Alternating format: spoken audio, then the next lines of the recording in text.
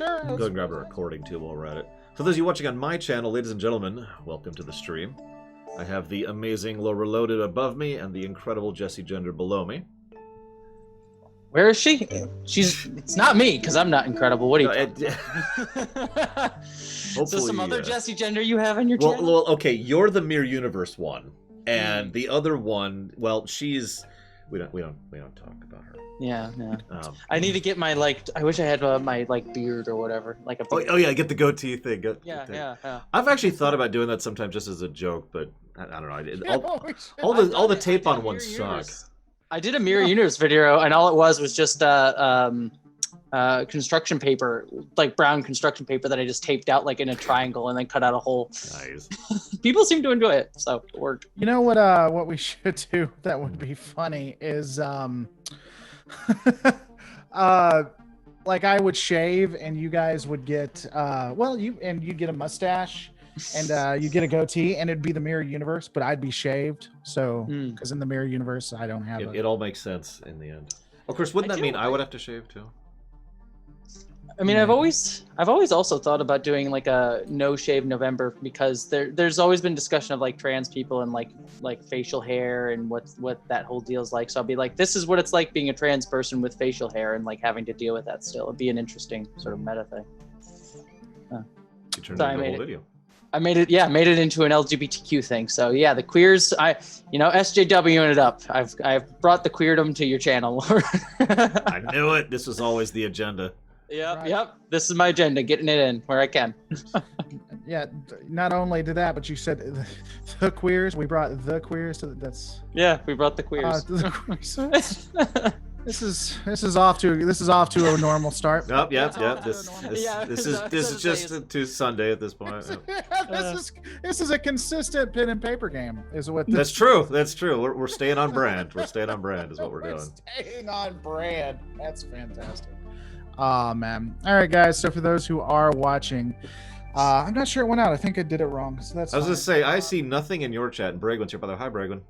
Yeah. I think it's not gone out because I think I did it wrong. But that's fine. I don't care. This is more just a conversation piece anyway. We're going to be discussing the rewrite section that we'll be doing. So for those who don't know, we actually have canceled the Star Trek Adventures and have decided to basically.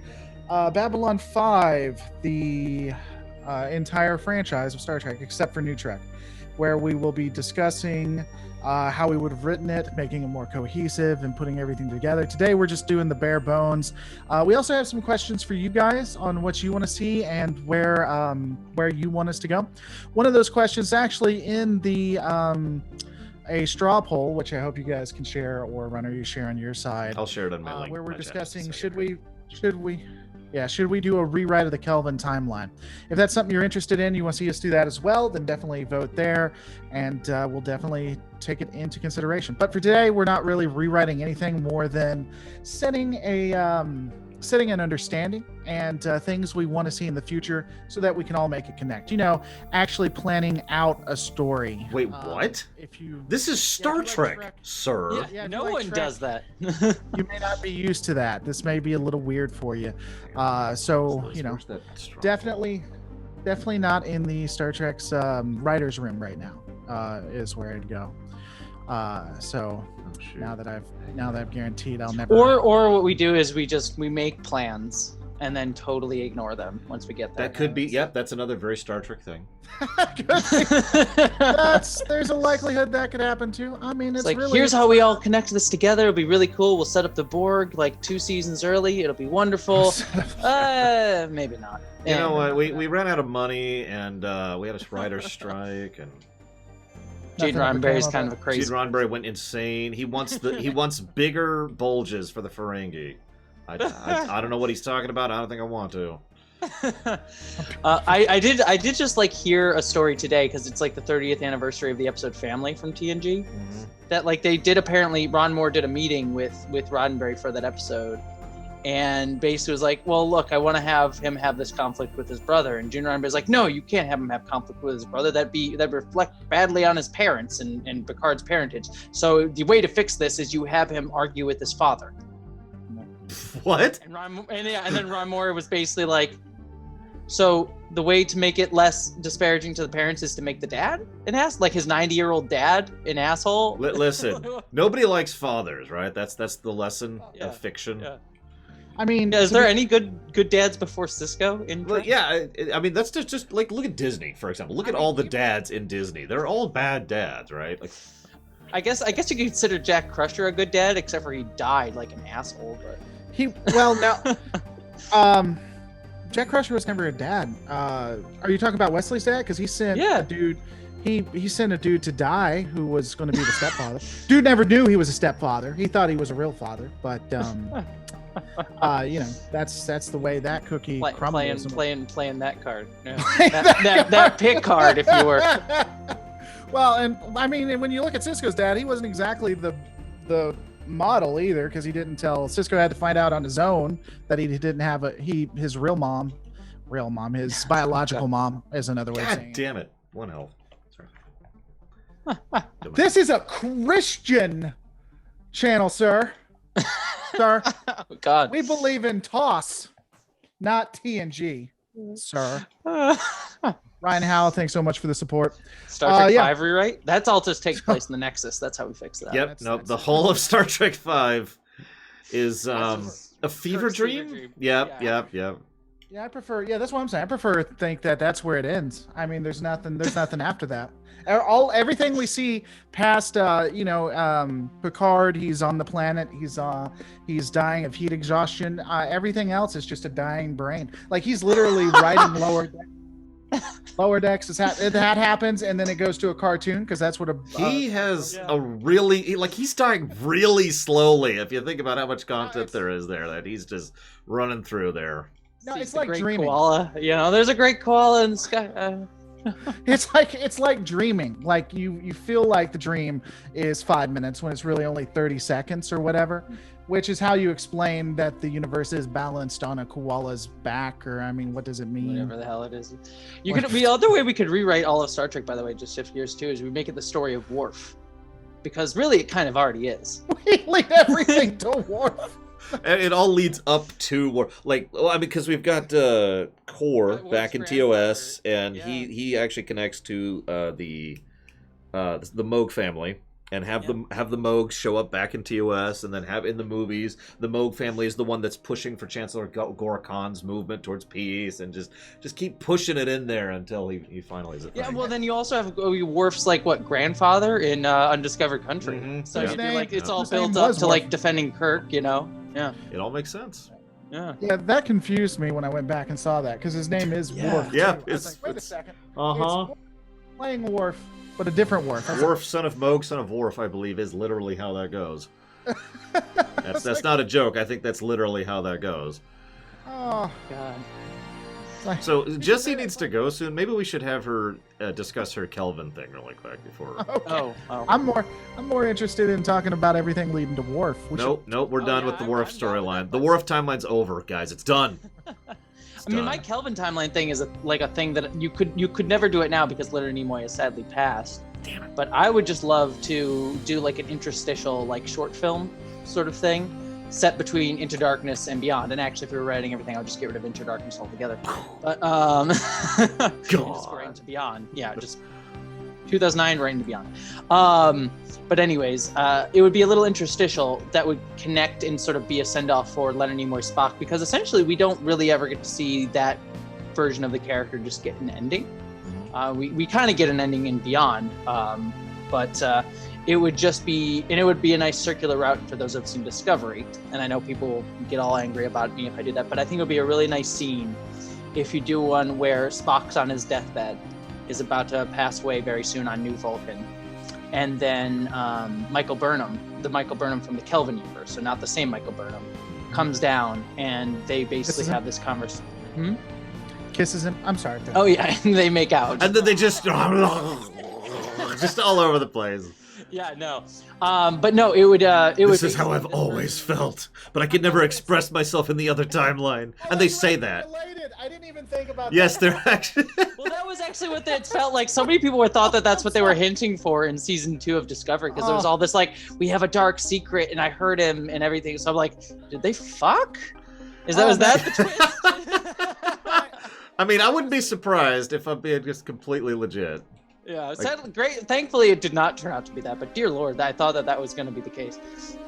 They show you the logic in our relationship as she's wearing it. Anyway, go on. But no, the pitch would be this version of the Kelvin timeline Burnham. She doesn't know the older Spock is a thing, the Spock from the Prime timeline, but she is still related to Zachary Quinto Spock. But she's estranged from him in the same way. But the difference is the Battle of the Binary Stars didn't happen or whatever. The difference that happened was she's estranged from him because she blames him, Zachary Quinto Spock, for the death of their mother, because he failed to save her on New Vulcan, and so she doesn't actually blame him, but emotionally she does. And so she gets called to New Vulcan. She doesn't know why she's there. She goes into the room, and it's Prime Spock dying on his deathbed. And he just has this moment with her. It's like, I know you're not the Michael Burnham that I knew, but she meant so much to me, and I felt like it would be a good place. I wanted to say goodbye to you before I died. And basically, they have a really sweet scene where he just basically talks about his life and says, one of the things that I learned is that Vulcans don't hide emotions, or don't not have emotions, but they just are hiding them. And sometimes you need to show them to the people that matter most to you.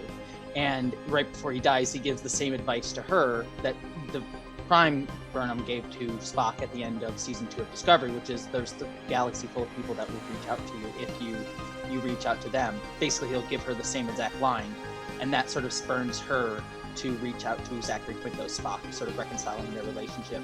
So it's like a full circle sort of thing where Prime Spock gets to have a death scene. We get to say goodbye to Leonard Nimoy.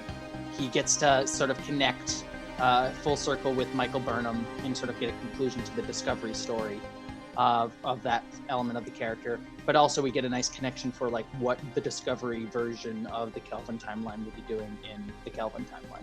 So I think that would be just a nice like full circle kind of sweet scene to sort of do a lot with just a little sweet little scene. Yeah, they don't generally do it, whether it's for money or for contracts or whatever. But I was kind of hoping that it was going to be Quinto as Spock. When Spock came in, I was kind of hoping that not Quinto. The guy who played Spock in Kelvin Discovery. universe. In Kelvin. Yeah. Sorry. You wanted Zachary Quinto to play Spock in the Discovery one. Right. That would have been. I was kind of hoping for that. I knew generally it wasn't going to be, but I thought that would have been cool. I mean, I like the actor they got. I like Kelvin Tech quite a bit. So. Yeah. All right. So that one is that, and we can put that down. So use like a short. I think that'd be a good ending to one of, or not ending, but one of the endings to one of them. Yeah. It would just be hard to like do that scene. I mean, the way if you wanted to make it a whole film, what you'd have to do is then you'd have like that be part of the film, but then Michael Burnham would have to become part of the plot of the major film, and she connects to Zachary Quinto, and whatever the Enterprise is doing in that film is doing its own thing, and she reaches out to Zachary Quinto Spock. But I think it works better as more of its own side, the little short film scene that isn't really connected to anything. I know you're going to hate this, but I think that would actually fit best at the end of Into Darkness. That's what I was going to say. That's what I was going to say. It could be a good... A massively rewritten Into Darkness, but Into Darkness nevertheless. Well, no, fair enough. I mean, that would also connect thematically with Kirk dying. That's kind of the direction I was thinking, actually. Plus, we do have the terrible and briefly explored mini plot of Spock and his trying to get to grips with everything you just said, actually, with regards to his relationship with Uhura. Yeah. Which is barely addressed in the film, but, whatever. And actually, that would work really well because if you did... Because the whole speech at the end of Discovery Season 2 that Burnham gives to the Spock in the actual show is about... Basically, it's like a foreshadow of Spock meeting Kirk eventually. Mm-hmm. So if you reuse that same scene, but if Into Darkness you keep Kirk dead, like he dies, and so now Spock, that version of Spock doesn't have that person that he can connect to anymore. But then Michael Burnham kind of slides in and is the person that he connects to in the Kelvin timeline universe. Because I just think you should have kept Kirk dead at the end of Into Darkness. I agree. If you were going to do that. And in fact, to be perfectly blunt, just in the broad strokes of changes, I actually 100% agree. Kill Kirk in Into Darkness. Keep him dead. He's not in Beyond at all. Yeah, that would have been a ballsy move. Because I actually, when I was watching the film in the theater, I was like, I was generally liking Into Darkness. I wasn't like blown away by it, but I was like, this is good. And then that scene happened, I'm like, oh shit, that would be great if they just fucking killed Kirk. If they actually stuck with this, they're not going to. That's pretty much exactly what went through my mind is, like in 1 second, they're not going to do it. No, they're not going to do it. If they wanted to go big or go home, they could actually, and I don't know why. I mean, they did the Khan thing, so why not copy another movie, but rewrite the next movie to bring Kirk back, but it actually fails, unlike the other. You could bring him back temporarily, maybe, but it doesn't. He doesn't stay alive. I mean, it beats having Tribbles save him and curing. Super blood. You got to say it right. You got to say it right. Say it. Super blood. Super blood. You got to say it right. It's very important to mock it, sir. Super blood. Well, I love now both in, I mean, spoilers for Picard, but I love how literally in both the Kelvin timeline and the Prime timeline, we now have basically cures for death. So. Yep. Well, yeah, I mean, they have immortality at this point. I don't know how that's not a thing. Yeah. Hang on, I gotta say, Gum Gum in chat is like, Kirk is too much of an icon to kill off. Generations? Well, where they did it terribly. Here's the other thing. Oh man, this is going off course because we really do need. Yeah, we're just swaying way off. I had to do the thing that everyone wanted, which was the Kelvin universe and the Discovery connecting. Everyone wanted that. It was the number one most requested thing. Here's my big unliked hot take. They killed him in Generations. They killed him like a punk, and he hasn't really, let's just all be honest, been relevant to Trek for 24 years or something like that, however long from Generations to today. It's what it is, and that's not me putting him down. That's the decision of executives when it comes to Trek. So I mean, it's like he's an icon. They killed him in the worst way possible, and then haven't used him for 20 years. How much of an icon is this guy? I mean, I like Kirk. I'm a fan. I think he was the OG. Don't get me wrong, but yeah, that's all I'm saying. I will actually admit, having very recently gone through all of TOS, Kirk was a better character than I remembered. Yeah, he was legit. I mean, there were exceptions, of course. I don't want to say he's a perfect character, but for the most part, they had consistent character arcs and consistent presentation, and he was competent. I always like competency. I cannot tell you how many times there's this tiny little thing in the background where they're in the middle of some dangerous mission, and Kirk says, "Uhura, make a point to go ahead and give a record of all our logs to this moment and send it out to Starfleet."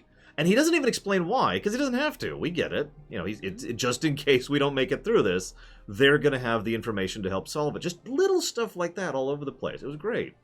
Yeah, and I feel like not all of them, but a lot of his romances of the week are sort of like hedged by like, I know I have the greater love the Enterprise sort of thing in there. So it's like a little less horn doggy than people remember. That is true. Yeah, that is also very true. He's... There are, of course, romances of the week, but what's funny is those don't really get bad until season 3. Like, season 1 and 2, there were a handful, and most of them were handled surprisingly well. Season 3, it just suddenly became a thing, Yeah, I remember the one romance of the week, which was The Conscience of the King, where he's literally, like, gaslighting this girl to, like, get to her father. Yeah, what's funny is I was reading behind the scenes, and apparently people disagreed on whether he was doing that just to get the information, or if he was, like, the creators disagreed. If he was doing that just to get the information to get close to Kodos, or if he was actually following for her. Shatner himself thought that he was just trying to get close to her, and frankly, I agree. Yeah, that's what it read to me as. But I like that there's actually a bit of ambiguity there.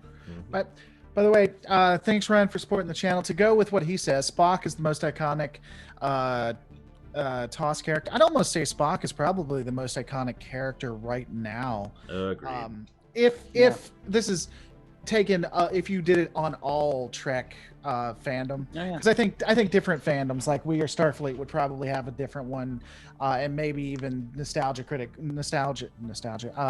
legacy fans would probably have their own, but based on what series they like. But if you did it across the board, I would definitely say that. Yeah.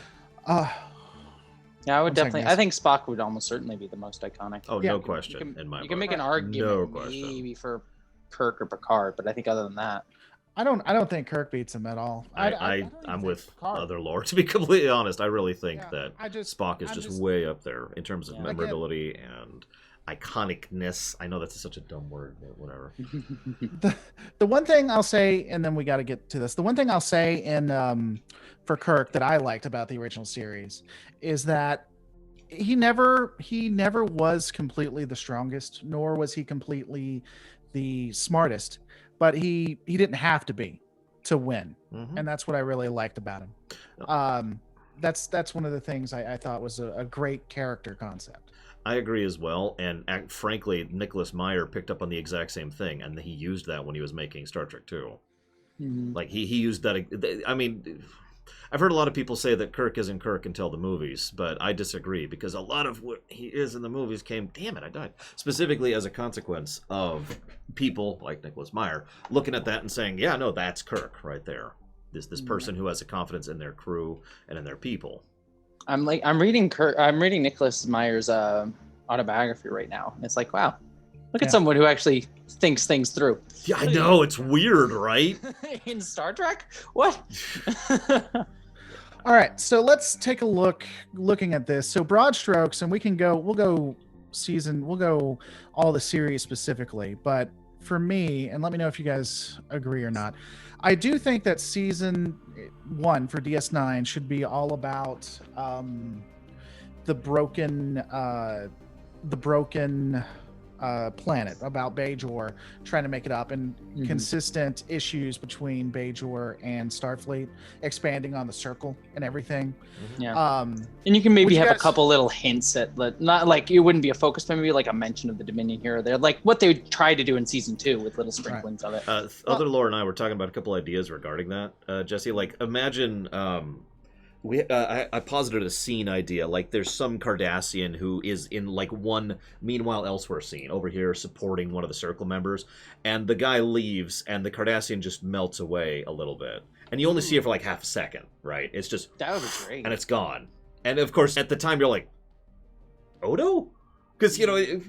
Yeah. And then just little things like that, very little things like that. Right. Well, I also like the concept that. Oh, sorry. No, I mean, and definitely give the concept, but the thing, just to let you guys know, we're broad stroking it. We're not actually going into it necessarily completely. We definitely want to hash it out, but this is just bones for when we get into it. But what were you saying? Go ahead. Oh, I was just gonna. What was I about to say? Oh, I just like the concept that I've been going through your ruminations on Deep Space Nine recently, Lore Runner. I'm so sorry. No, they're great. But I just love the idea that you kind of talk about in there that I never really had thought about before, but that the Dominion was well aware of the Federation even before the wormhole. But was just sort of like, yeah, we'll get to them in like 300 or 400 years, and like, fuck. Oh, they're here. They're here. We're the Dominion. We're super powerful. We're gonna do really dumb things because we're ready for you. And it's like the only reason they lose is because the timetable is sped up. So. Right. Another thing I was thinking about too was in season 3. Again, if you guys have something you want to do or you think about, but in just trying to get started in season 3 of TNG, we have an expansion of the Cardassian border wars. I believe that's when the border wars happen. So we either have episodes dedicated to it or they actually talk about it. And that way, when we get to it in DS9, it can be more impacting. Yeah. And you can also start seeding the Maquis there, too. Yeah. A little bit. I'm going to go and agree with you. Sorry, I was thinking that in my head, because in the actual lore, the border wars were like, 10 years prior to that, which is just nonsensical and stupid. Yeah, it's actually really stupid if you look at the timeline. Because O'Brien fought in them, right? Yeah, O'Brien was involved with that in a previous posting. How old was he in TNG? 40? Well, see, you get the point, though. The Cardassian border wars, that's my term for that. They don't have a term for that because they never codified what that conflict / those conflicts were. It's just fighting. Brian's racist against O'Brien. Brian's racist against Cardis, and we need to have a reason for it. Yep. Previous conflict. So here's what we could do with that, actually. By the way, Memory Alpha calls it the Cardassian Border Wars, so they probably Really? stole it from me. Yeah, you should sue them. That's actually funny. I didn't know that. I'm trying to. Did I get it from you then? I've called it. You might have gotten it for Memory Alpha. I don't know. I started using that term when I started doing the TNG ruminations to give a bit of a timeline on that. Well, what we could do is we could make it part of season 1. Now, this wouldn't be the whole thing of season 1. This would just be like a B plot of the season, where it's talking about the effects of what had happened. So it's at that point it'd be like 7 years later. If it's 10 years by season 3, it'd be 7 years. And so maybe they do a couple of runs or a couple of humanitarian things to the borders or to Cardassia. That way we're seeding it at that point. Would you guys prefer doing that? Yeah, and I mean, then you could also, it also makes more sense if it wouldn't do like full blown, like we have the Maquis here now, but we could start getting little rumblings of Maquis at that point, because that would make sense that there would have been. That's where we could actually start with the Maquis themselves. We could start talking about dissidents and terrorists, and it is a big deal in season 1. It's a big deal because these are Federation citizens. This doesn't happen. What are you? If I could jump into this, I think something that's relevant is I really would want to actually push my theory of the Golden Era into the forefront and make that actual lore rather than just something I say that may or may not actually be codified. But that's related to what you're saying. The idea that they're like, well, wait a second, you can't do that. You're a Federation citizen. You've got obligations, and we're perfect, and wherever you get the idea. It's like, it's like, wait, what? That could be a whole thing. Like, you have it in both Picard and Riker. I was about to say Kirk. Picard and Riker just shocked. Bearded Riker. Federation citizens. Or bearded Kirk, sorry. Yeah. I mean, it would make sense, especially if you even hint at like Riker being really sympathetic to it, because they kind of essentially said that with Thomas Riker. I mean, Thomas Riker betrays Starfleet, and so that kind of implies that William Riker would be almost as willing to join the Maquis, and probably only doesn't because he has much more career prospects than Thomas Riker did. Right. Indy Tiger, thanks for supporting the channel. Kirk is able to think outside the box, and that's a lot of his strength, like in Carbamite Maneuver, where he's thinking chess, but then pivots to poker. Yes, agree. All right.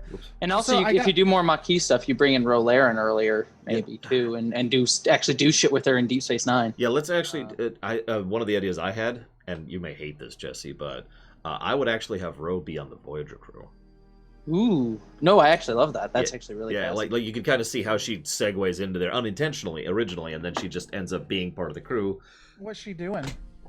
So the idea was that she has officially, by that point, historically joined the Maquis and has been a major Maquis player. She'd be mentioned in the background during Deep Space Nine in a couple of Maquis-related reports, and that would eventually lead to... You'd even have her guest star on an episode. Yeah, just have her show up in the background, or maybe like the episode where Thomas shows up, have her also be the other woman. If you remember her, she was actually a recurring character, the Bajoran woman in that episode. I can't even think of her name, but have that be Ro. And then, obviously, she ends up getting captured along with Chakotay and crew and B'Elanna, and that ends up leading Voyager. Really quick, Caspian, yes, I know Overloaded's audio is borked. We've actually tried to look into it and failed miserably. So when we start doing this, and I didn't think about that with Zoom, when we start doing this, we're just going to Discord it, or we'll find something else, because it's not. I know it's not workable, but we'll definitely fix it next time. So we're going to do some tests, because it doesn't matter. We're going to do some tests, don't worry. So I got Ro on Voyager in season, and I apologize about that. Ro on Voyager in season 1 for, Ro on Voyager in Voyager for season 1. That's what was messing me up right there. Okay. So we got that.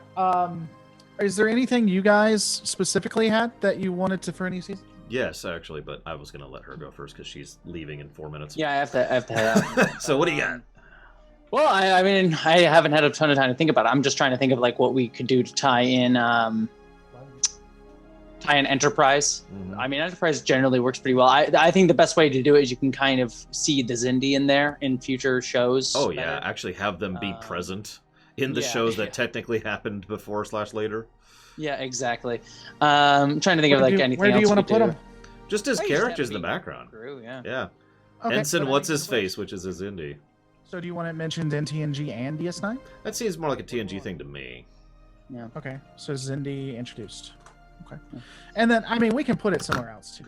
Damn it, Caspian. One of my to... So Caspian says for the Maquis, my idea is replace Hudson's actor with a good one. You didn't like Hudson? Yeah. So Jesse, continue. Well, Caspian. Well, the other. I don't know. Why was the that other awkward? thing. Well, because you're asking a question for some chat member who hasn't have a chance to respond, so that's why we're just ignoring it while we move on. I thought you didn't like him. No, I don't even remember who Hudson is. Cal Hudson. He's the first one to. Oh, gotcha. I didn't like him. You're right, but we'll talk about that later. Go ahead, Jesse. Go. Okay. The other thing too you could do. Sorry, this is the last little pitch I'll put up. That thing you could carry on from Enterprise, besides just general Federation politics, which you could get into with Archer a little bit. But beyond that, you could also better seed in like Vulcan shit going on with the logic extremists, because they bring that in Enterprise, and then it's referenced again in Discovery briefly. There's an episode where they talk about logic extremists in Discovery, and I'm sure by the time of TNG that would have died down or have been mostly kind of dealt with. But you could probably still bring it up in TOS, bring Vulcan extremism. Didn't they have that in TOS? Is did that they? where they pulled it from? No. No, I thought that was just introduced in essentially the Forge. That was that 3-parter in Enterprise. That was introduced by the third team involved in making Enterprise as a direct response to their own and fan disdain for how Vulcans were portrayed in season 1 and 2. Which makes, because I thought it worked perfectly in those seasons. I think I actually think that does line up. It's just it wasn't intended to. A lot of Enterprise lines up with hindsight because they went in later in season 4 and were like, this is what was going on. Yeah. This is what was going on. And that helps to explain a lot of things for me. Yeah, but you just tie it in a little bit better because it is in Discovery, because they reference the fact that like logic extremists are trying to kill Burnham, and that's why she tried to leave and was shitty to Spock. They also tried to blow up Sarek at one point, so you could tie that in a little bit more into TOS a little bit as well. So where do we want to put that then? I guess is my question. Season 1, season 1 or season 2 TOS. I'm sure of TOS. What do you think? No, I agree with season 1 TOS. I think having you can make the what's her face from Amok Time be a logic extremist. Sorry, I keep. Actually, wait. Do you mean the wife or the T'Pring? Either of them, but the wife. I mean, T'Pring was. See, the problem is T'Pring. She's cool. She should remain cool. I think it's. Yeah. I was thinking T'Pring, or not T'Pring. Yeah. Sorry, the wife. I was thinking make T'Pring. How? I don't remember. It's something. It's when they established the something. Mm-hmm. But yeah, no, you make her a logic extremist, and that's why she's all like, I want to manipulate Spock. That lines up so beautifully. I love it. I agree with that. Here's a thought. I don't know how well it'll work, but looking. I gotta get going. So, see you, Jesse. All right, you guys are wonderful. I'll see you later. She will make sure to follow her on YouTube if you want to see some cool YouTube stars. You can leave, Jesse. I'm just gonna plug. Yeah, well, thank you. I appreciate the plug. You're awesome. If you want to see some cool stuff, I'm gonna go ahead and adjust because now I gotta do this. Because I'm adjusted for 3 instead of 2. But I can do that. It's cool. It's cool. We've got this. I've actually done what I wanted to do in Mega Man X, so that I can't actually play that anymore now. I know, right? I can't play this game. I'll have to play another one. So okay. Now that we've gotten the urgent stuff out of the way, unless you have something you want to hammer, I have something I want to hammer. Well, I was hoping that we could we'll either say keep the same, or because it sounds like you're doing a list too, but I got a list right here. And so I'm hoping we either say we're not going to touch it and we'll just do it when we get there, or we change it there. The only other thing I was going to say, because I think you're going to bring up the other things, but I think Enterprise Season 1 should be about the fledgling Federation. I wouldn't even call it Starfleet, but fledgling Starfleet or whatever we're going to call it. United Earth. Season 2 is actually the Xindi arc, if we're going to do that. Season 3 is the Coalition of Planets. And then Season 4, because it had 4 seasons, right? Season 4 is actually the Romulan War and Federation realization. Damn shame we never got the Romulan War in Season 5. Well, and that's why I do that, because I would have the fledgling Federation Xindi arc if we are going to do that. Season 2. Coalition of Planets, Season 3, Romulan War, ultimately Federation, Season 4, which ends the series. I do like the overall there. I think that's a good over-under. One other thing I think is that in terms of bones, in terms of skeletal structure of Enterprise, I think effectively entirely ejecting most of what they had in terms of the overarching narrative in season 1 and 2 is almost mandatory, because nothing happens of any significance, even for the show's own thing, except for a few individual points. Obviously, there's going to be a whole lot of individual episode art. That's not what I'm talking about. But the other thing I wanted to comment on is I also think that the this is going to sound really strange, but I think each show should have at least one season where it's mostly just kind of procedurals instead of serialized. And I think Enterprise Season 1 would be a great time to do some world building and some establishment while also doing that. Thoughts? So expand on that for me. When you say... A procedural is the opposite of serial, for anybody wondering at home. Sure. No, it's... But, I mean, when you... What specifically? Can you give me more... So I want an episode where they think there's rock people, but they're actually... No, sorry, I'm memeing. What I mean by that is... There's, in my opinion, 3 ways to do television, and I think we should do all 3 with Trek. String continuity, arcs, procedurals, right? Right. And so what I'm thinking is season 1 of Enterprise really should be, here's Star Trek. You know what I mean? Yeah. Like, here's the Vulcans. Here's what warp drive is and how warp drive functions. Here we don't have teleporters yet. We don't have transporters. Here's a general idea of the local region of space, and this is kind of the area we're restricted to. And we would need to go into World War III a bit, the First Contact incident, and what led to World War III, First Contact, the Vulcan moment.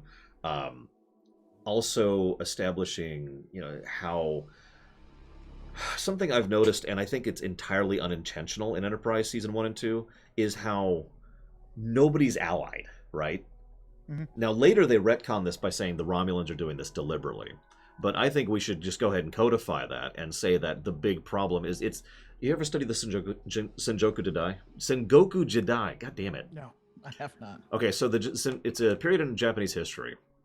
And the relevance for this exact conversation is that nobody was allied with anyone, and that was the problem. Nobody could ever gain any actual significant weight, because the moment they tried to turn on anyone else or attack anyone else, all of their neighbors would attack them, right?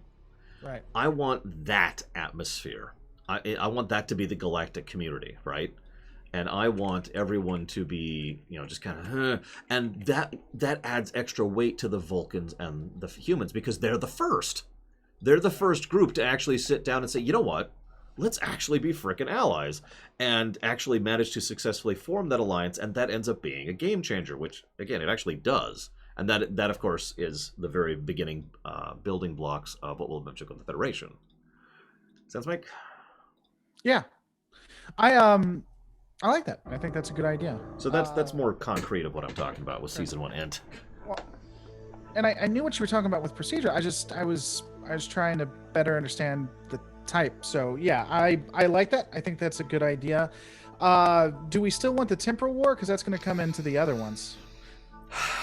I think we have the perfect way to establish the temporal war as a direct response to the Voyager incident, as we've already discussed. Correct, but do we want to jettison? The question is, do we want to jettison this? And that is actually one of the things on my list to cover today in the building blocks, because there's several larger scale concepts. So, what do you guys at home think? What do you guys think about just ejecting the temporal Cold War? Altogether, just out of it's gone. Because honestly, I don't think so. If we're doing the temporal Cold War at all, I think it should be across all the shows. Because right. To put it simply. But the problem is that's going to, I'm not sure how much it will matter in any given show. So it would be more like a background thing that's part of, like as when L says in chat, like a super arc that goes across multiple shows, which I'm okay with. I like the idea of super arcs. I do like the idea of cross-show story arcs. It's gonna get stale though, because there's not. I don't Yes, think that's the there's a lot. catch. Especially since we'll have to use it infrequently. That's kind of the catch. Like, imagine an episode, and this is very satisfying if we pull this off right. There would have to be like an episode of TNG in which we see the other side of an episode we saw of Enterprise, that kind of thing, right? Right. We could do that, but it would be like, to use a direct parallel, it would be like Q. There's what, 10 Q episodes? Right. Can't overuse them. Can't overuse them. You have to do it very carefully and very precisely and very in the background. And honestly, the only time I would ever have it actually matter, as in stop being a background arc and come to the foreground arc, is during the War of Hell, Year of Hell. That's the only time I would have that actually be in the forefront. You know what I'd do if we discussed this a little bit. If we were going to do that, I would have the temporal Cold War. It would start with Enterprise. It'd be even, I don't know that we'd need to include it in the movies, but it would be, like you said, in every series. Mm-hmm. And, but the temporal Cold War would be why it exists. Mm-hmm. And then in every series, by the way, I shared the other straw poll if you want to share with your people. Oh, yeah. I would also have the 31, whatever, the 31st century, that group, have Section 31 as a part of it and guiding it, and be very pro-humanity. So they would play the politics game. And so in every series, it would be a politics thing where they're trying to guide without angering too much on any other side. And all of this is because of the temporal Cold War. In the temporal Cold War, they make some huge gesture that just angers people. It almost causes an actual war, a temporal war. Yeah. And then so when we see them in every other series, they're walking on eggshells. They're still manipulating things, but it's very gentle and it's barely there because they wasted so much political capital in the temporal Cold War. Yeah. I'm with you. I'm with it. So is that what we want to do then?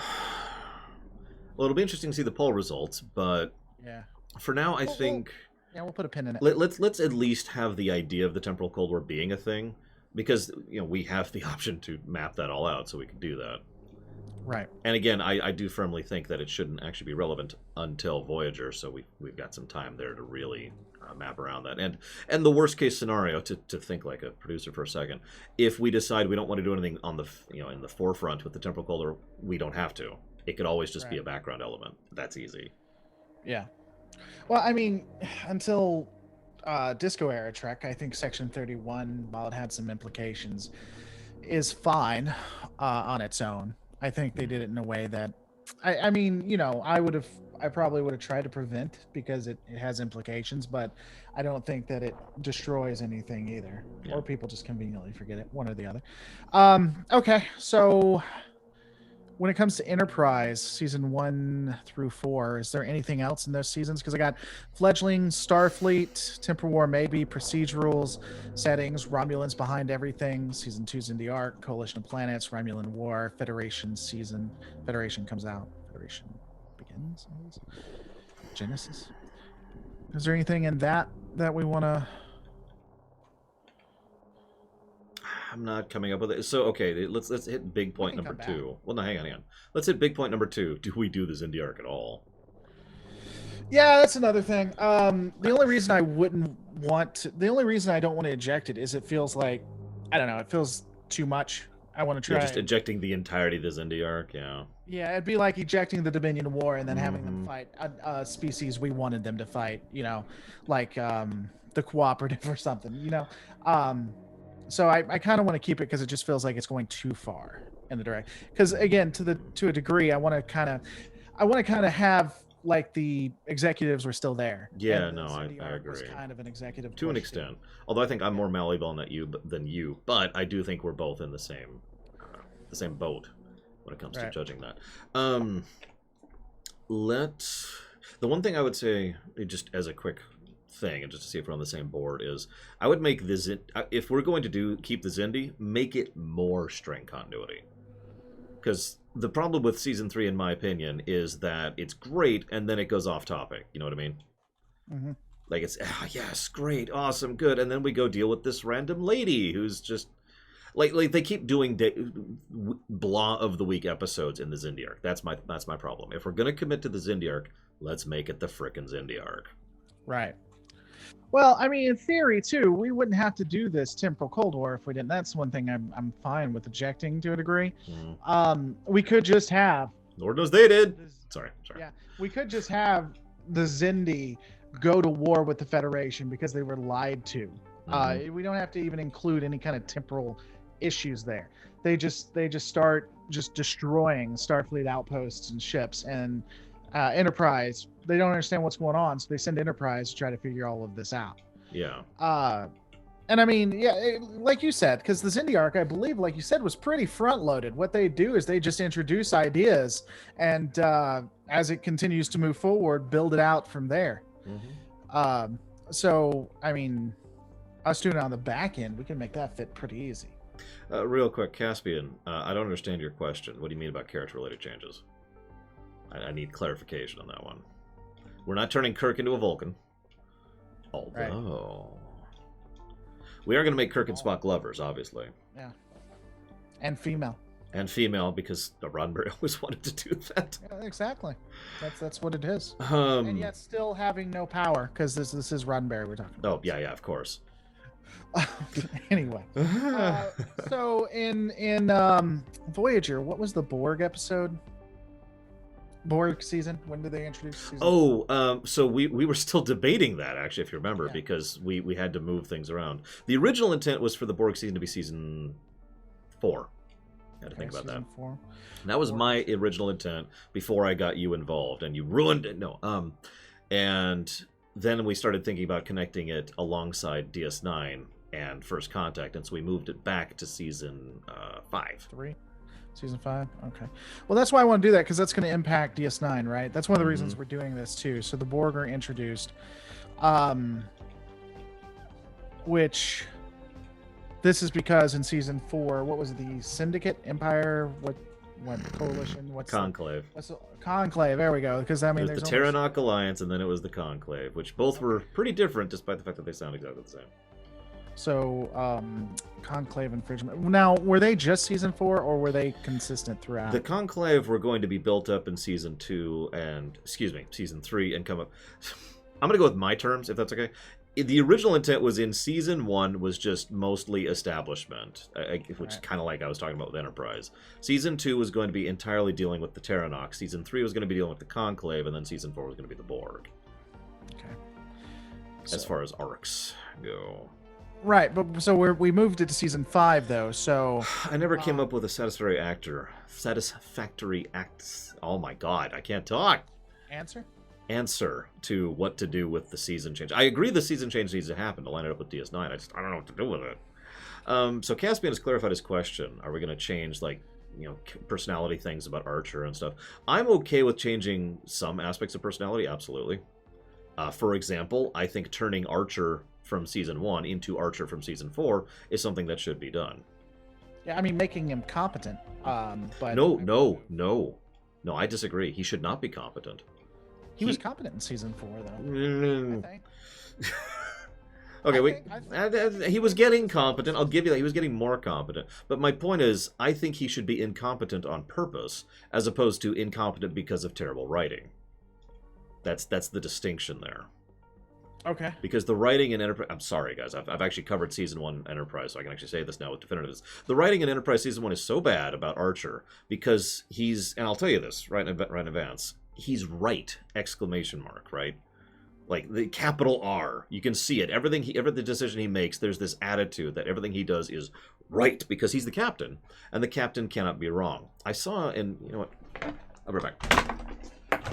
Sure. It's only a live show. I mean, take your time. How y'all doing on both sides? He's gone, so I mean, this is now my show. You're in my house now, and we can talk about whatever we want. I could say anything I want. He would never know, and by the time he got back, it would be too late. And there are certain terms that will get you banned on Twitch, but not YouTube. And that is exactly what I could do. I could say anything. He would never know unless y'all be some snitches, and y'all ain't gonna be some snitches now. Hey, what's up, buddy? Did you find it? What's the book? I gotta find the spot. Sure. We were just talking and hanging out, not doing anything wrong. So, some of you are probably aware of the fact that originally there was another actress who was going to play Captain Janeway. I don't know how to pronounce her name. Genevieve... oh my god. Genevieve Bujold, I think. Mm-hmm. Anyways, so... She's not good for that role, though. Hang on. I'm trying to find the exact quote. Here it is. It's from Kolbe. Winrick Kolbe, the director. Sure. We started shooting her on Monday, and on Thursday afternoon we were just about ready for break for lunch, and she said, it's just not working too well. I don't think we're in for the fight. To which I said, a bit too much on the angry side, don't ever say that! Not because I wanted to lecture her, but because why is she saying that in front of the crew? It creates a psychological problem. The captain of the ship is supposed to be the captain of the ship, and the captain of the ship is captain of our crew. The star of a show is not just an actor and actress. He or she defines how a unit works. Patrick Stewart did it. Avery Brooks did it. When the star of the show says, I don't think I can do this, you hear the reaction from the whole crew. The moment I got together with her, we had a chat about it, and blah, blah, blah, and the rest of this doesn't actually matter. That attitude is so prevalent in Voyager and in Enterprise. Season 1 and 2 of Enterprise, where the captain is the law, right? They're the absolute order. They're the unit against which everything else is measured. And everything else has to line up with them. And that's why I say that Archer was right, capital R, because even though he was a bumbling, moronic fool who couldn't figure out what the heck he was doing with a map and a friggin' tricorder, the fact of the matter was everyone around him always acted as though he was correct. And in several episodes, he ended up being correct with no lead up. Small spoilers. There's an episode of season 2 of Enterprise. It's like it's up to episode 12 or something like that. Where T'Pol, it's a great T'Pol episode actually. She has to go and find some dude who was a Vulcan agent on another planet, right? And you remember this one, Other Lore? Mm-hmm. And some of you in chat may remember both chats because I got both chats up. So she goes after this dude, and what happens is a mountain of evidence about the corruption in the Vulcan government and basically the messed up nature of being a double agent, right? And so this whole thing, it's good, it's great, I love it. And then the whole, like at about the halfway point, the 7th, that's the one. At about the halfway point, Archer just starts saying, "No, you should kill him," or "No, he's wrong," or "No, this is your mission. You need to do your mission. You need to bring this guy in." With zero evidence or cause or anything. He just starts saying that. And then the episode continues, and then in the last, say, minute or 3 of the episode, it's the very end, all of a sudden they're like, oh, by the way, Archer was right all along. Yeah. Just out of freaking nowhere at the end, because he had to be right. Because Archer had to be the absolute. So when you're looking at Enterprise, though, God, when you're looking at the series is supposed to be about humanity going out, thinking it's ready, it's not, but ultimately being the community builder, being the thing that creates the Federation. Mm-hmm. So which is it better served? Early seasons are better served by an incompetent Archer, where later seasons are better served by a competent one. Mm-hmm. Unless we want to change the point of Enterprise, unless you disagree with that's what Enterprise was. No, I do actually agree with you. I guess my point, this is my opinion, and admittedly I've been doing this in my head anyways, because I started this Star Trek Rewrite project in my head. I just want to codify some headcanon, basically. Like, I want Archer to be, I say incompetent, that's actually probably the wrong word. Let's call him amateur, right? Inexperienced might be a good word. He clearly does have the chops to think on his feet, for example, but he has no idea what he's doing. And I would very much want to codify the fact that the reason he's in charge, the reason he is here on this stupid ship, is because of his political connections with the current regime that has the actual sway back on Earth, back in EarthGov, aka the "we need to be allowed to do it ourselves" faction, you know? Because that's a thing that they don't really emphasize in the actual show that I think is the kind of thing that should be emphasized, that the Vulcans, especially under the slowly growingly corrupt Vulcan high command, which, if you remember, gets disbanded in season 4, is trying to actually hold humanity back. And so this political faction of some of the Admiralty Board, which is pro, let's get out there and prove we can do it, is a faction Archer's a member of. And so that's why he gets this posting, and that's why he's in so much importance, and blah, blah, blah, blah, blah, blah, blah. Does that make sense? Yeah, it does. I guess my only thing is, I don't disagree. I'm not against it, but you hate it horribly and you want me to die. Well, the good news is I just missed my jump, and it's all because of you. Is this person going to be leading the Romulan War, which creates the Federation? What, Archer? Yeah. Sure, why not? Okay. Especially an Archer who has managed to successfully navigate the Xindi. Sure.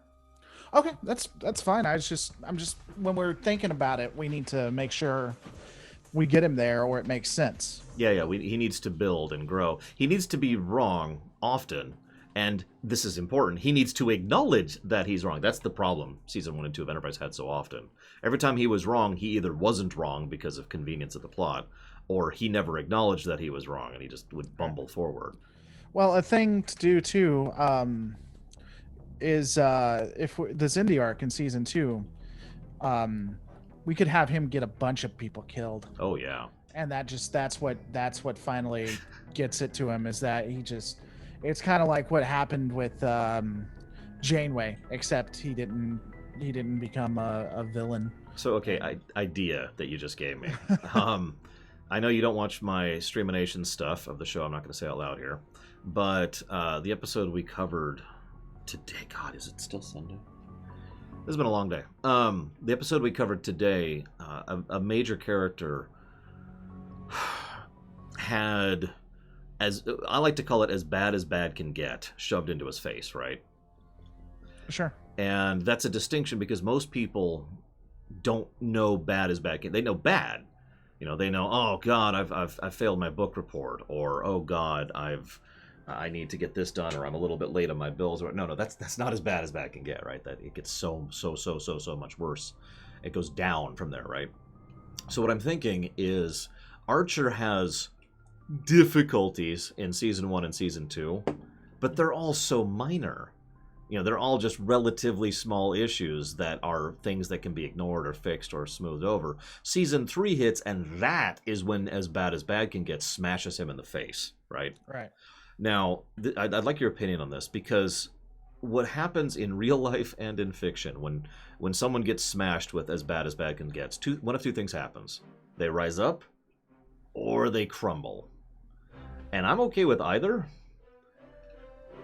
What do you think should happen initially in Season 3 with Archer?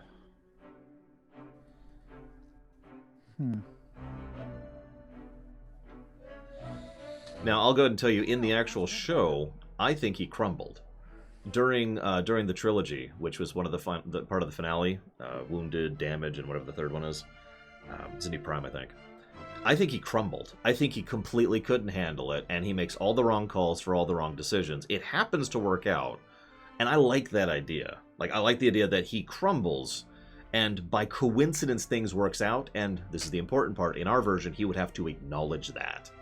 He would have to realize that he crumbled. He would have to realize that he screwed up, and out of guilt and fear, he made the wrong calls, and that's what really kind of pushes him. I think he, I think we should still have him make the wrong calls, and that brings him around. But I think he should actually rise above it ultimately, and I'll tell you why.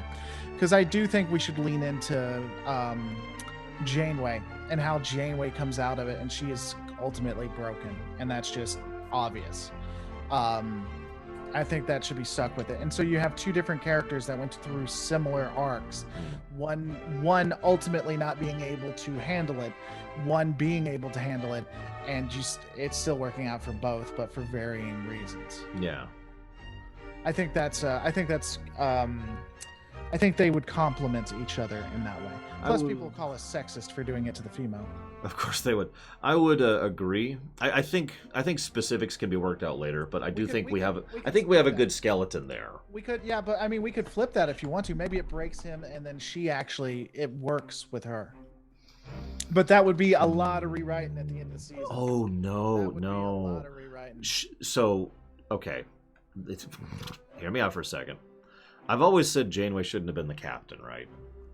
Yeah, well, that's one thing we're going to talk about. Well, I'm just pointing out, maybe for a period of time, Janeway is captain.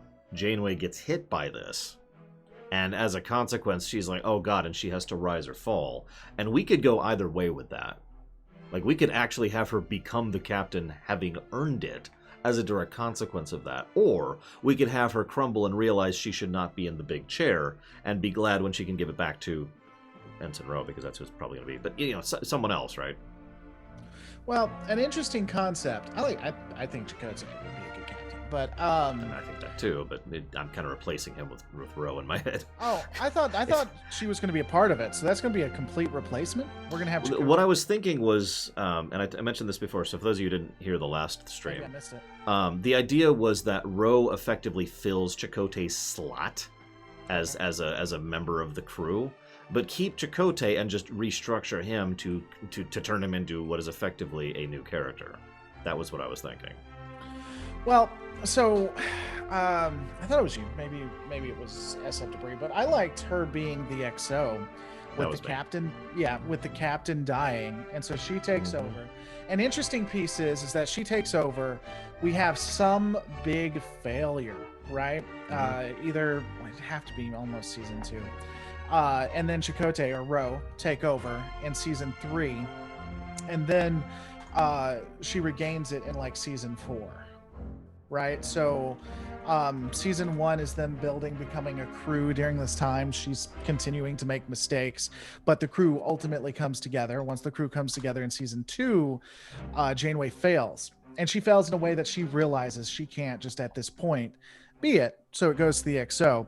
However, and when we do this, I think we could have some consternation with the crew, with the Maquis glad that they're now in charge or whatever. But ultimately, it'll always be clear that Ro knows that this is a temporary thing. She doesn't really have any interest in command. She has interest in getting people home and getting Janeway fixed, right? Well, whatever, getting Janeway better. Yeah. And that'll always be so. Like, we can even see that through various episodes where it's kind of like the Janeway 7 thing, where she gives Janeway something, or she tries to help Janeway out, or lets Janeway take command. Maybe it works, maybe it doesn't, but it's all an attempt to get her there, you know. And then I mean, and this is cliche, but maybe in season 3 there's a big standoff where Ro's like, no, Janeway sees what the right decision to do.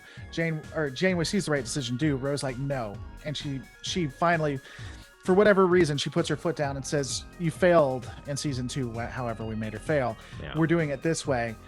Janeway comes through, and Ro realizes it's time to give it back. I kind of like that idea. I'm also toying with some other ideas, but I don't want to get too much into the weeds with Voyager. So if you could just jot down something somewhere that says Ro and or Chakotay dies, I'd appreciate that. Okay. Just jot it down somewhere. I'll probably remember, but my memory is inconsistent. Are you thinking season 3 there? Kind of, yeah. Like I'm kind of thinking as effectively a part of both Janeway and Chakotay's arc, or Janeway and Ro's arc. Chakotay or Ro dies. In which one was the temporal Cold War? Year of Hell. So what I was gonna do is they get back and everything's wrong. Remember that? Right, but what season? That by consequence that would have to be season 6. Oh, okay. Never mind then. Because I was thinking maybe when Voyager's destroyed, there's Tech where it's the only thing there. Like, everything's reset except wherever she is, and that could be it. But no, never mind. Well, and there's other problems with that. So never mind. Yeah, let's just ignore that. Okay, I got that down. Hang on, you gave me an idea. We have Terranok. Janeway loses command season 2. Ro dies. Janeway takes command season 3. Conclave infringement season 4, which puts the Borg at season. Borg arc at season. Okay, and this is a question for you guys watching in both chats. I have both chats up. Do you think it would be better to go ahead with the? So, okay, let me give you an outline of the temporal Cold War / Year of Hell idea. The idea was that after the Borg arc, this was the original idea. After the Borg arc, they get home, they get back to Oith, and everything's just kind of off. And thanks to some of the crap they dealt with back during the Borg arc and the Conclave arc, they effectively have... the Year of Hell happens. Let me just go ahead and summarize it. You don't need to hear every detail. And they end up having to deal with the Krenim and the time ship, and so many things have been wrong as a direct consequence of that. And then we pull the STO trick, where we go back to the first timeline, blah, blah, blah. That's an unrelated thing. But we could... The idea would be, if we did that, we would have to keep everything being just a little bit off to show that this is timeline 0 instead of timeline 1 through 5 seasons of Voyager, which I'm okay with completely. But we could do it in season 2 instead if you wanted to. So here's an idea. I don't hate that, but here's an idea too. We may have to do things around, but what if during the Borg arc, the main ally, the main people, that the only people somehow that can survive in Borg space is the Krenim. And then during that season, Voyager works with the Krenim and knows about them and whatever. And then when they go back, because the Krenim help them get back, something's off.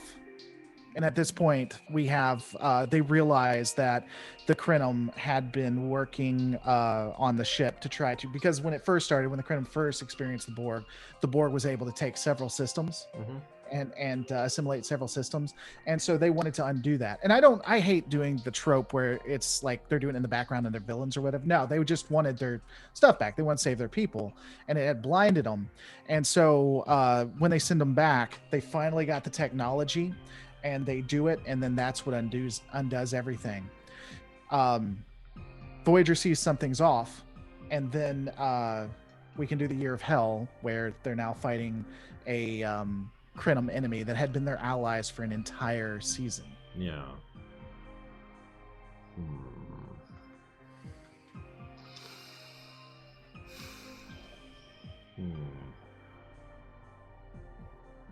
Sorry, I'm humming because there's a lot of moving parts there that would need to be moved around to make sure they fit. That's why I'm humming, because there's a lot of shuffling that would have to happen. But I think,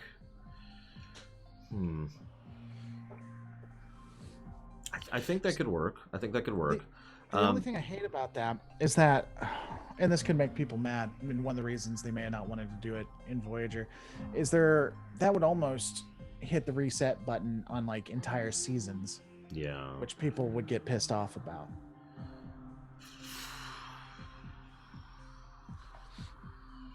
Okay. I think we could fix the reset button across seasons problem with another idea, which we're getting way off track here.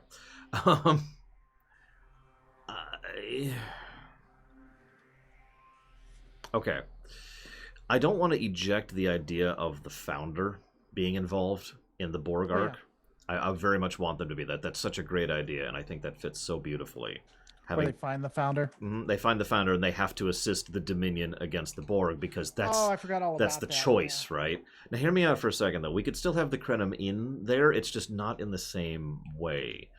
What if so I don't like this personally, but one of the very common things in fiction is the idea that, well, okay, someone went back. Thank you, Spartan. It's funny, I'm sucking terribly because my controller's screwing up on me, Spartan, so I'm just kind of being terrible at my job here.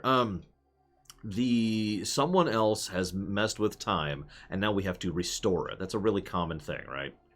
Mm-hmm. What if we say that so obviously all of Voyager, we've already decided it's all of Voyager's in timeline 0.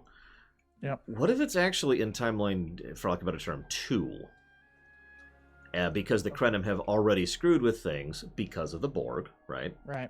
And so they wanted to make this work, and this is like the best option they came up with, and that's why the Krenim end up helping the Dominion and Voyager, is because, okay, well, at least we have our stuff back and the possibility of pushing back the Borg. That's better than the previous timeline. But then, after the Borg, so after all that happens, then we do your idea. We get back, and everything is really wrong as a direct consequence of the stuff they already did before season 4 started. I mean, that could be the overarching too. So the Borg aren't that powerful, like we were talking about beforehand, but they do happen to get a Crinum colony. Like, say the colony just started and they didn't have the defenses, they'd be in on Tuesday or something. Yeah. And they just missed it, and a Borg cube just got lucky. And it could be one of two things. It could be we want our people back, or it could be a last-ditch effort. It's like we can't let them get this technology. If they get this technology, everybody loses. So the Crinum, with no other reason, hits that Borg cube. They just completely either the Borg cube or the colony or both, because it's they have to stop it. They know. No, they do the colony. Here's an interesting idea, but we don't want to go too far into it. But here's an interesting idea. The colony's there. They didn't think the Borg were anywhere in sight. They missed. They dropped the ball, right? Borg show up and they begin assimilation. So the Borg already have temporal technology. It's only a matter of time. The ship knows that it's only a matter of time. The only way to stop this is to hit the colony as if it never existed. And so they destroy the colony to prevent them from ever getting it. Not that they want to, not that it, but it's the only way. And then once they've done that, the Borg, we get to timeline 1 or timeline 0, where the Borg have taken over a significant part of the Delta Quadrant. But it's better than them having the temporal technology. Yeah. It's like, do we want the Borg to have control over time or a quadrant? Oh, we could even say that. Their technique could be precise. They know exactly what's going to happen. It's like, sir, they've gotten the temporal technology. Once they've refined this within, a couple of hours, they're going to be able to start either removing or adding stuff. And the captain's like, well, what do we do? Can we take out the colony? Sir, if we take out the colony, they'll own the Delta Quadrant, or they'll own a significant part of the Delta Quadrant. And he's like, well, that's better than them having temporal technology. And then, even though they knew they did what was right, they're always trying to fix it too. You know what I'm saying? Yeah, I get you. I get the direction. I think I like that. I don't think. Where would we put it, though? I'm not sure. Yeah, that's gonna be some timey-wimey stuff. That's gonna. Well, I mean, no, that lines up pretty smoothly. The catch is keeping track of individual variables. That's what we'd have to do. We'd have to have a friggin' whiteboard and like, okay, here, so this happened here, this happened. Someone in your chat said, why don't you use Q to reset the timeline? I would never do that. That just sounds like a terrible idea to me personally. I don't think Q would be interested in that. Yeah, first of all, I don't think Q would do that.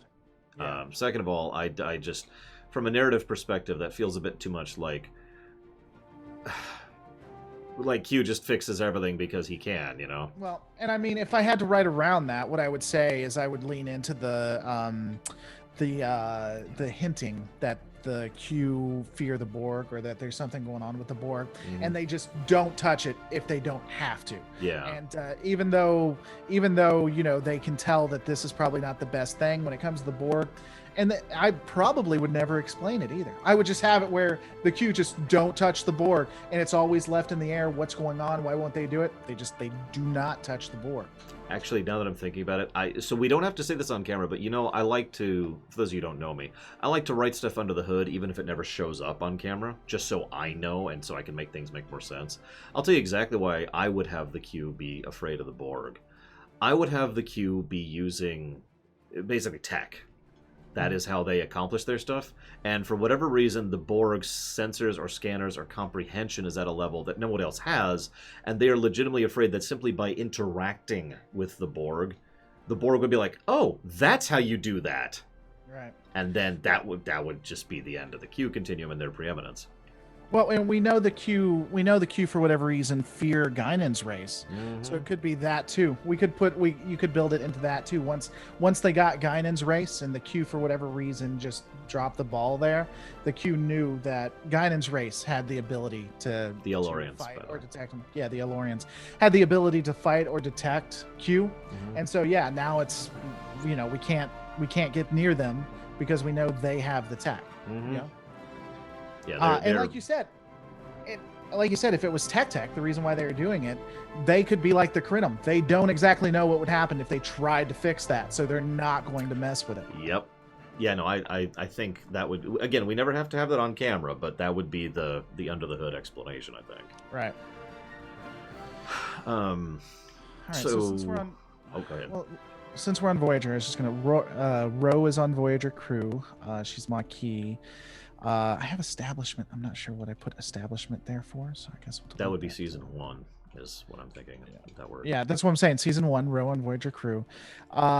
Season 2, Terranok, Janeway possibly loses command. Season 3, Ro possibly dies. Janeway takes back command.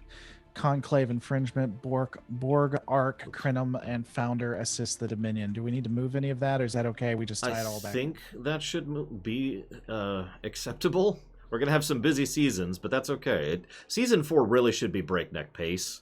In addition to being absolutely terrifying, right. Like that's the whole point. Season 4 is kind of the climax season. Season 5. Sorry, season 5 is kind of the climax season. Yeah, here's an interesting thing too.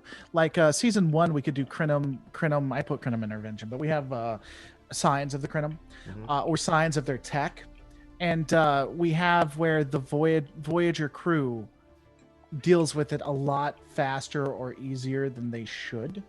So like an example, we have an episode where the Voyager crew comes upon a undetonated temporal weapon, and no one can figure it out, and it's doing emanations that's just causing all kinds of havoc. Voyager figures it out. They're not exactly sure, but they're the saviors of that sector. And then that can kind of lead to it. And then that goes back once it all comes together in season 4, season 5. Then we now know that, whatever timey-wimey from the other timeline, somehow they knew, or it still interacted. It still was connected in some way. One idea. That's why they're able to deal with it. One idea I like just as a concept, and it would be relatively easy to implement too. What if, as a direct response to one of the... It could even just be a thread of the week of the early stuff. The Voyager crew ends up coming up with a way to temporarily shield themselves, right? And it's just a temporary thing. It doesn't really have any significance. It was only a thing. They're encountering a singularity. They need to have shielding to prevent themselves from getting affected by, the fluctuations in time dilation that's happening near it, right? Real simple stuff. So just really cool, simple, innocent thing. And then just leave that there in the background.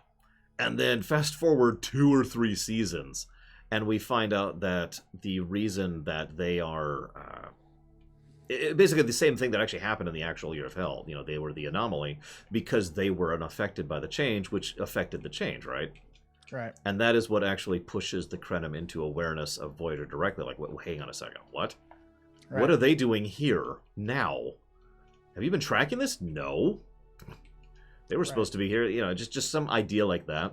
And that, of course, then gives them that shielding so they have the ability. And this is really important to me. So that they have the ability to freaking remember what happens when the reset button hits. I hate it when a reset button's hit and everyone forgets it. That's such a huge pet peeve of mine. Well, nothing's gained. It's horrible writing because nothing...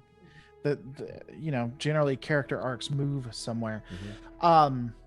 Could be interesting. Now, this is getting a little into the weeds, but sorry, that's too many little details. It's a thought I had. Really quick, hi Sheriff Yoda, welcome to my stream. I hope you enjoy hanging out. We're just chatting with Lord Roulette. I think he's above me still at the moment. We're rewriting all of Trek, Sheriff Yoda. This is codifying, to use my own terminology, codifying Trek. All right, so let's walk away because we're gonna let's walk away from Voyager. We've done too much. We can go back. We just gotta. So are we keeping Borg Arc at season 5? Yeah, let's go ahead and keep Borg Arc at season 5. I think we can restructure to make that happen. If nothing else, we could go ahead and stretch out. We don't have to do season blocks necessarily, right? If we're being honest with ourselves. So we could stretch out the Terranok and the Conclave arcs into the Borg Arc, and we could stretch the Borg Arc or shrink it as necessary in order to lead up to 5. So. David Dicer, thank you so much for support. I agree. So thank you so much for supporting. We're actually going to be rewriting Insurrection and Nemesis. We're not going to go too far into it. You asked how I would. You need to stay tuned because definitively we're going to spend hours doing it, I'm sure. Oh yeah. Let's talk about DS9 for a second. So when was the Dominion War started in? Why? If you want to do something else, we can do. No, I fell. Oh, well, stop falling. Episode 26, Call to Arms. What is that? Season 5. Okay, so the season 5 finale. By the way, Q's son tries to save Aunt Janeway. No, we're not doing that. No. Simplest way I could put that. No. So season 5 is Dominion War. Wait. This, No. what this says season 5. That doesn't sound right. Right? No, season 6 should be the Dominion War. No, Unless it's the finale of season 5. Right. Okay. Yeah. That lines up. Season, because that's their end. So season 5, the end of that is the Dominion No, War. yeah, because First Contact is going to happen basically right before the end of season 5. And we already kind of wrote how that's going to directly lead into the Dominion invasion, and that's going to then lead to the formal declaration of war. Right. So it happens here. So season 1 of DS9 has civil unrest. We have where do we go with season 2 in that? Because DS9 and Voyager are the one that intermix the most, so we're going to need to make sure we have those. So, okay, here's my thinking. I know this sounds like a weird and very vague statement, but I like the idea that the Maquis and the Bajoran unrest are more directly connected. Think, like, obviously, you know, the Maquis are a separate problem, duh. But what I mean by that is something along the lines of the Maquis and the Bajorans, or excuse me, I'm speaking too generally. The Maquis and certain Bajoran factions end up supporting each other for mutual self-interest, right? Because they both have similar enemies, and the Maquis have access to Federation weaponry that the Bajorans might not have access to, not being actual members. So they're willing to trade that for some of the... I completely screwed that up. In exchange for some of, I don't know, those industrial replicators that they kept trying to get a hold of. They finally get a hold of them, and like an episode later, where'd the rebel replicators go? What do you mean? Well, we got you these replicators. Where are they now? Well, you know. No, really, where'd they go? Thought I placed them somewhere. Yeah, they're gone, and that leads to an investigation, and you get the idea, though, right? Right. People are saying I'm mad or upset. No, I'm just thinking. Civil. So, yeah, I don't disagree. In fact, there's a lot of evidence because the type of ships the Maquis use are the same ships the Bajorans use. Well, here's what we could do: civil unrest, Bajor broken, founder for season 1. The founder. Yeah, I'll know what I mean. Season 2 could be more focus piece, Maquis Bajor. Where because Bajor is still fractured, right? So you still, and like you said, they do it just like that, and we could get more into how certain factions of Bajor is basically funding the Maquis, and that could cause issues with the Federation, and Bajor could come back and be like, well, you're just helping us out, right? We're not Federation members, right? We can do whatever we want, right? Prime directive, right? Or are you going to say something? Yeah. Are you actually going to do something? Talk to me about the Prime directive. Okay, real quick. I like where you're going with this, but I think we should pause because I think we should talk concepts really quick. Okay. Yeah. So talk to me about concepts. Transporter. Okay. Now, I know this sounds like a weird thing to say, but I think we should completely rework how the transporter works. Now, I've actually already put some thought into this, because it's me. But the transporter is insane and stupid, and the only reason that it's acceptable in the shows is they don't use it the way they should. And that has always bothered me. It's actually... so there's a bunch of things we could do with this, and I, of course, welcome your opinions, as terrible and awful as they are. But I do have my own thought. So they've got the ability to transport between 2 points of equipment. They have to have both points. I can't beam onto a ship. I can't beam down to a planet. I can't beam you over here into space. I can't beam a bomb or beam your warp car out. I have to have an exit portal, right? Okay. That's kind of it. That's kind of the limitation right there. Because that suddenly fixes so many issues, and it makes transporters an actual tool, both for just regular missions and for a tactical perspective. Because getting that beachhead, getting that pad over there, would be a huge change. And thus, the other side would, of course, know that, because that's how everyone's transporters work, right? Yeah, actually, admittedly, some of this comes from Stargate, Perry. That's definitely an inspiration. And now they can't just beam all over the place all willy-nilly, and we'll see more reason for people to actually go down in shuttles, and we'll get to see more shuttle use in general, and a little less, we have to come up with a reason this week why the transporters don't work when they need them not to problem, right? Right. Like, so that problem kind of gets thrown out the window. So that's my thoughts, question mark. I don't hate it. I mean, it causes some issues, but I don't hate it as much. The only other you could even play with that a little bit. So like there could be different types of exit points. Like you could have an actual transporter room to transporter room that's safe. That's almost 100%. Then you could have the enhancers, which technically work, but that's a lot more dangerous. Ooh, yeah. So we could have it instead of enhancing it, it just makes it possible. But that's it's a lot more that you have to deal with. And then you could and so they could even discuss that. It's like if they need to go down to a planet and they want to set it up, you can have a mobile transporter pad, but that is actually somewhat bulky. And if you're trying to do an operation or trying to get someone somewhere fast, you can use those. They're a lot faster, they're a lot less cumbersome, but they're also require a lot more work. Yeah, I do like that idea.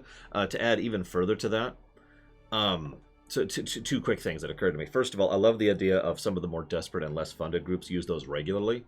And I would make it a thing that they lose people regularly. Yeah. Like, that's just a price they accept. Yeah, like the Maquis, for example. Like, yeah, we need to beam over to this Cardassian ship, and 10 people beam over and 3 people get there. Right? Like, I'm talking massive fail rate. And they just accept that. That's the price they willingly pay. They signed up for this, The other variable, and I know you're going to hate me for this, but I would love the idea that the Borg don't have that limitation. Like, they're the only ones. Well, I was going to bring that up. Maybe as one-offs, that could be a real advantage certain species has. Cedric says that's a wormhole. Kind of, okay. Yeah. And I don't mind that necessarily. That certain, and not just the Borg necessarily, but it would be very, very sparingly. Oh yeah, like the super rare. Like the reptilians. The Voth. Yeah, like the Voth. The Voth would have it, which would be an extreme advantage, right? And so, yeah, I don't.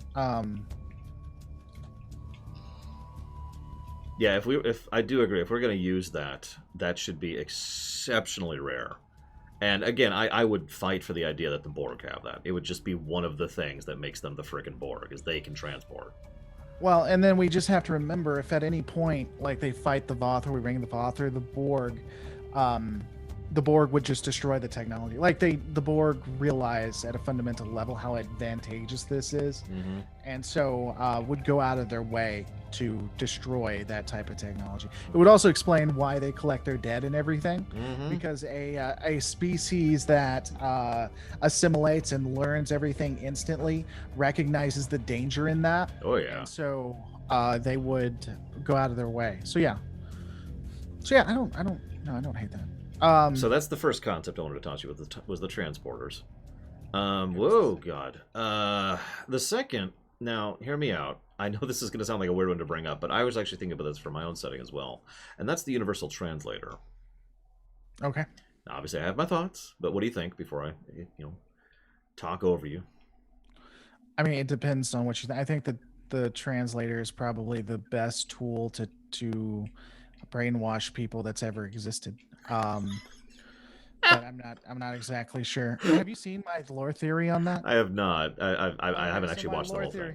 My lore theory is all about how if you can change the language or change what people are saying, you can change the culture. And so how do they really know what's being said, right? Someone could say they like something and it actually comes out that they don't. So wait a second. He's saying KOTOR 2? I knew it.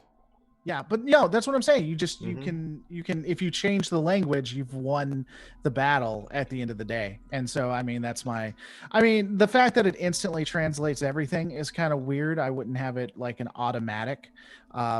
It'd be more than just plot specific. I don't know. What are you wanting to change? Do you not want it to exist? Because I think it. Oh no, it kind of has to exist. It is that is a thing. I like the idea more. Okay, so this thought came up again, partially because I was looking at my own setting, but also partially because in Enterprise they have a Universal Translator, which irritates the ever-living piss out of me. Now, they do it inconsistently. Sometimes they do it perfectly fine. Sometimes what happens is they talk and they talk and they talk and they talk, and it learns. It's like a learning algorithm that just kind of slowly gets used to what's going on and can get the beginnings of communication. That I'm fine with, to be honest. The problem is it perfectly works in every case, ever.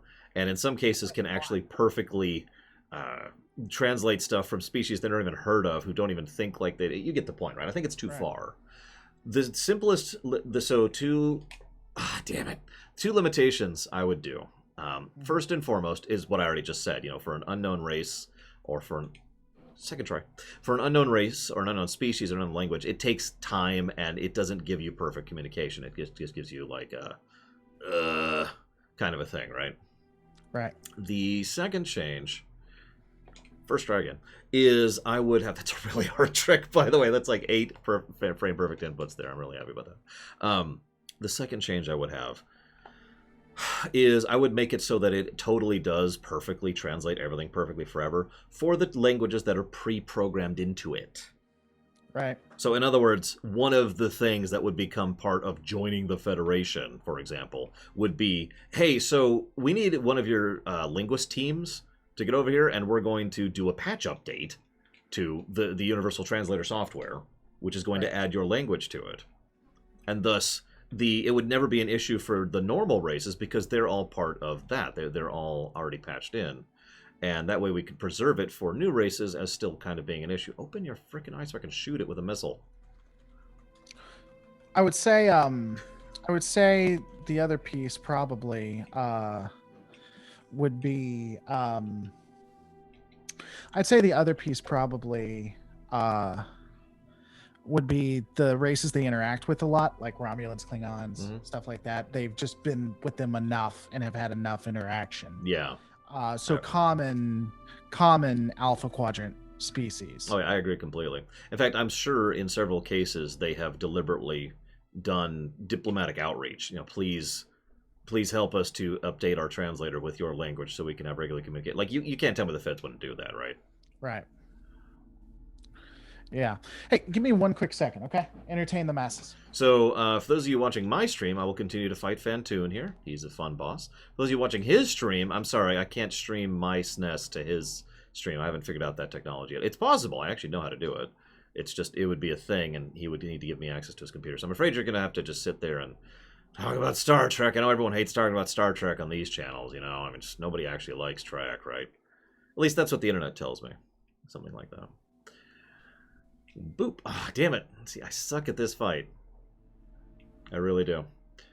Oh no, Hoshi should have been... I agree completely, Optimus Prime. Hoshi should have been her translating things should have been a major element of the show, and it totally wasn't. And that always pisses me out. Like, you went through all this time and effort to get Hoshi on the show, and in multiple episodes, especially in Season 2, what does she do? She pulls out the Universal Translator and hits go. Oh my god, that drives me batty. Complete waste of a... It's more of a waste than Harry Kim. No, I mean that sincerely. They completely misuse Hoshi on Enterprise. Probably the one... I don't know, her or Mayweather is the biggest waste of a character. I'm not sure which is worse. Oh, by the way, as part of this rewrite, several characters, Harry Kim, Hoshi, Toshi Sato, Travis Merriweather, would actually get characters and episodes and stuff to do other than just... God. I mean, there's... blurred, I mean, okay, real talk, if you can't think of something to do with the character, stop having the character be around. Or never make them in the first place. One of the two. If you want Nameless Ensign 35, don't make them one of the main cast. Also, what's wrong with you for wanting Nameless Ensign 35? That's an unrelated problem there. Oh yeah, speaking of which, I would also completely 100% eject the red shirts concept. Agree, disagree? Where they die? No, death is awesome. We need to have more death. No, the problem is, okay, so allow me to define how I define red shirts. Red shirt is when someone dies in a way that is completely irrelevant to anything and everything, and nobody acknowledges it, nobody cares, but the only reason it happens is to tick off the checkbox to prove to the viewers that this is a serious situation. Right. That's a red shirt. I agree with that. Yeah. And it's funny because there are several times where a quote-unquote red shirt will die in the various shows. This goes all the way back to TOS. And they're wigged out about, like, oh my God, they're dead, and it's horrible, and it's awful, and blah, blah, blah. That's not a red shirt death because that had impact, because that mattered. No, I agree. So, yeah, red shirt death, gone. So, on the Universal Translator, don't instantly know. Takes time. And pre-programmed languages from known races, known contacts, kind of a thing. The only thing that'll suck with that is that means every species that they interact with has to have an episode of them not understanding or having issues. Oh my God! I just lost your chat. Hang on. Why'd you lose my chat? It crashed. Did I get It's banned? the weirdest thing. Does it say that the channel's no longer there? Yep, it says Lore Reloaded now belongs to Lore Runner, as it should be. I would rather it say that than Lore Reloaded channel has been banned or this channel no longer exists. That would be awful. That would be really, really terrible. That happened to me once. I still have PTSD from that. Yeah. So I agree with your point about it kind of sucking. There are ways to write around that. What I'm thinking is, narratively, an episode does not have to begin with first contact with a new race. Sure. It could begin with third contact or fourth contact. And it's like, hey, these people, and and then they kind of understand what they're saying because they've had the impact, blah blah blah blah blah blah. Yeah. I will go ahead and admit, by the way, I'm willing to let this one go, like if for the sake of sheer convenience and nothing else. I'm totally willing to let this one slide because that's why they do it in the show. It is the convenience factor. Well, we can see where writing takes you with it, and if it seems like it's becoming cumbersome, then then we could just eject it then. Yeah, because one of two things, we can figure it out that way, or if we've already talked about it midway, we just write an episode where they find magical tech, and then we've fixed it forever and always because of this magical tech in this episode that we found. Yep, so, we found Magitech. I mean, that's not even out of bounds, really. That's not even... You say magical tech, and while you're certainly right, all I got to say is mobile emitter, which I think was a brilliant idea. Yeah, so I mean, it's not like it can't be done. You just have some fun with it, right? Mm-hmm. So, all right, so we got that. Any other miscellaneous changes? Yeah, major concepts. Hang on, I'm trying to remember now. Help me out, guys. What are concepts that need to be adjusted? Oh, the Prime Directive. we need to work on the Prime Directive. Period. One way or the other. I like the TOS version. So, funny thing, I don't know how recently you've watched through TOS, but I watched it about a month and a half ago. Is it not the way I remember it? It's actually better than I remembered in many ways. For example, did you know that the Prime Directive is not mentioned or comes up until Season 2? What happens before that is they talk about a directive of non-interference, or the Prime Directive of non-interference. Now, if you don't understand how I'm phrasing that, allow me to make this clear. This is more for the viewers at home, because I know you're a brain... Lore Reloaded's a brain genius. He actually has all of Star Trek memorized. It's really terrifying sometimes. Some people think that. You joke, but some people think that. No, but the way it works is, instead of the Prime Directive being written, being stated in the same terminology you would say, the Constitution, the Prime Directive of non-interference makes the non-interference the Constitution, and the Prime Directive of that is simply the first tenet of that article. Make sense? Mm-hmm. And that shift explains away so many things, and they do it so much better, because the idea is the Prime Directive of non-interference is not you must never interfere and also let people die for no reason. It's more you have to try and make sure that you do not cause any negative impact on a race if you can avoid it, especially if they are a race that's still developing and blah, blah, blah, blah, blah. It's not until much later. In fact, it's the first time they actually mention the Prime Directive as it is in its modern connotations is in Season 3 with the episode... Crapfest, what's it called? Omega Glory. where they actually flat out say the Prime Directive out loud to each other, because that's good exposition. Which, by the way, was no identification of self or mission, no identification of the fact that other planets exist, no showcasing of advanced technology, which is why, of course, every time they beam down in their normal uniforms with phasers and tricorders. Nobody asks. Yeah. Anyways, the point being, yeah, the Prime Directive, and they say this flat out in TNG, the Prime Directive, they say it as if it is the prime overriding law of the Federation. Eject that. I much prefer a directive of or the non-interference laws, right? And that's a whole thing that's more complex and nuanced than one overriding rule. And maybe there is a prime directive of that if you want to maintain the prime directive of non-interference. I'm okay with that idea.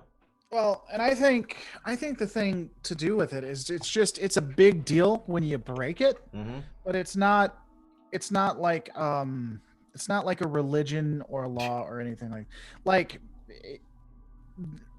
Starfleet understands that that there are going to be captains that are going to need to break it for whatever reason. Yeah. The only thing that it is that if you do, then that's going to be a massive deal. Like everyone that knew what you did, and people who were within 6 miles of where you are all going to have court-martials to figure out what went on, court-martial trials. But it's with the understanding that we know that this is going to have to happen. And ultimately, the point is to, do good, is to save lives, is to not let entire things go. But it's just a massive deal. And there could be things, again, I don't accept that it has to be an all or none. Like a geological event is different than a war between two nations.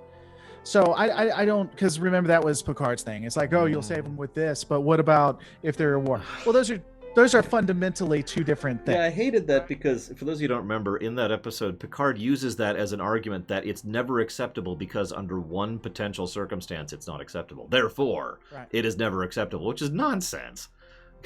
Right. There's a term for that kind of fallacy. I don't remember what it's called. So, and I mean, yeah, I understand it's sticky, but it's a sticky topic anyway. But geological events, especially if you can do it without being detected, that's a no-brainer. Again, there's going to be the captain and the bridge crew may have court-martials, but that's just because this is a big deal. But it's formality at that point. Yeah. Now, once you start getting into siding with one side, obviously we're going to have more of a conversation. But you don't have to, just because that's a sticky situation means you don't help them all the time. And that's how I'd establish it. I should probably also mention that the Starfleet deliberately and aggressively violates the Prime Directive in many episodes, especially in season 3.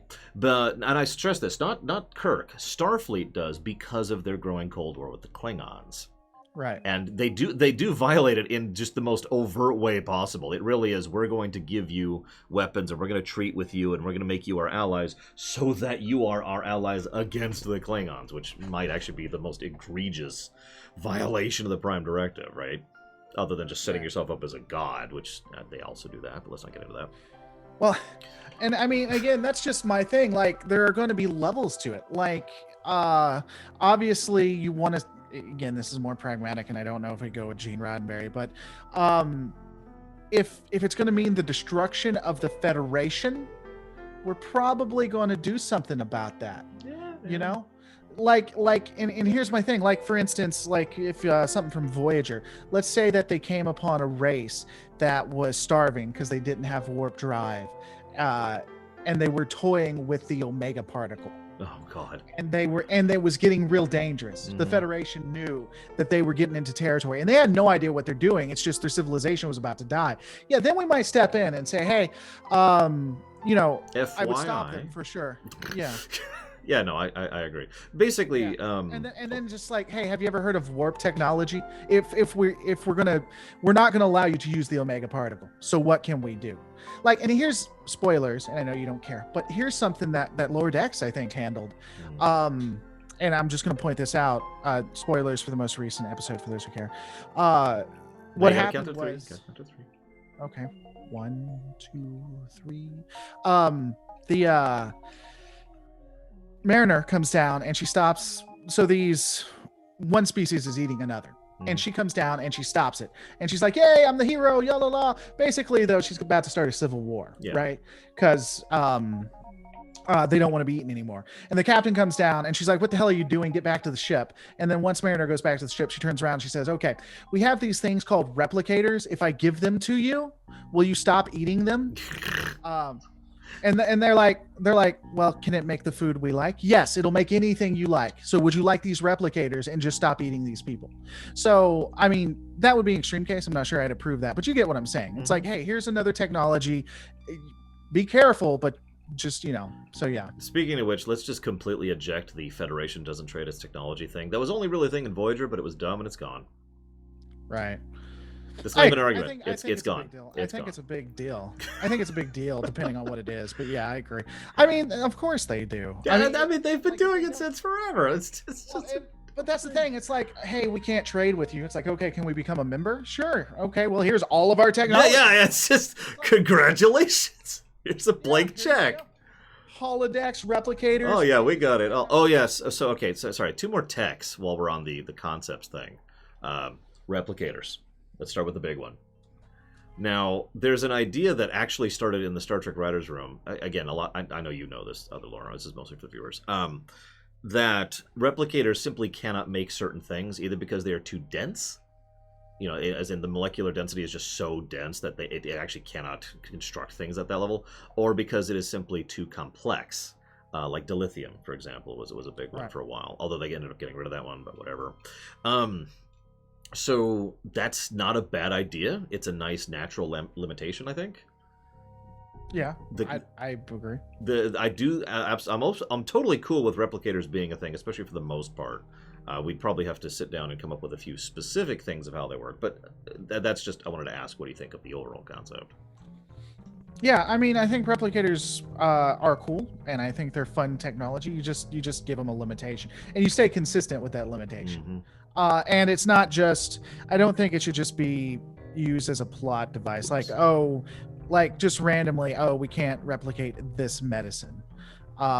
If you're going to establish things like that, God, they actually did that in TNG season 1. Now that I'm thinking about it, they did do that.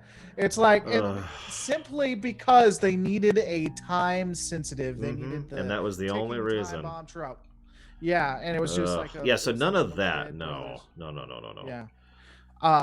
So yeah, I mean, you can have limitations. I just wouldn't do it just because we need a ticking time bomb. Yeah, agreed. Carefully utilized limitation. I also like how it can improve too, though. Like in TNG, they weren't able to instantly replicate. They needed specific types of replicators, and then by Voyager, they were able. A standard replicator could replicate what they want. Now that was just for convenience. They didn't do that on purpose. But I like the fact that the technology technically improved. No, I like the idea too. All right, so hang on, last one I got. This is the last concept. Okay. The holodeck. We still got all these seasons to walk through. Holodeck, okay. It uses the same power source, by the way. What?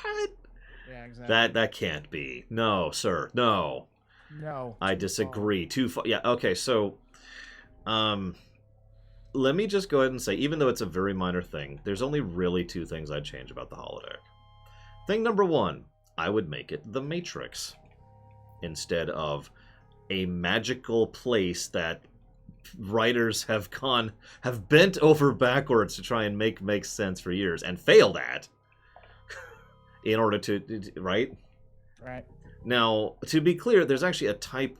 Oh my god, I really overshot that. There's an idea behind the holodeck that would actually make perfect sense, and it basically boils down to, it is a holographic square around you, which wouldn't allow you to do many of the things that they actually do in the show. Like, you couldn't go to the old Midwest area and run around and do things. Instead, you could go to the old Midwest area and have, like, Hogan's Shootout, right? You could have the areas immediately adjacent because you're still stuck within the same physical space. So I'm okay with that. But the other idea, though, is I like the idea that it kind of gets better over time, and that the plug yourself into holodeck, which is just, at that point, that's a full holodeck, right? That's that you can jump around and do whatever. That's something that doesn't come up until later. I'm totally cool with that being a TNG invention, golden era, right? Right. But I think the idea of holodecks as is should go away. And the second thing, and this is the duh, I'm sure everyone agrees with this, is that holodeck malfunction stories need to go to hell. The what? The stories? The holodeck malfunction stories, of which there are many. It's God. There's even holodeck malfunction stories that aren't set on the holodeck, but that's what they are. Right. They don't call them that, but that is what they are. Screw those stories. Those are dumb.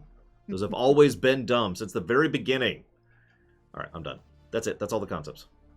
Okay. No, I don't hate that. I love how you just you say I'm so hard on myself, and then you constantly tell me how terrible I am.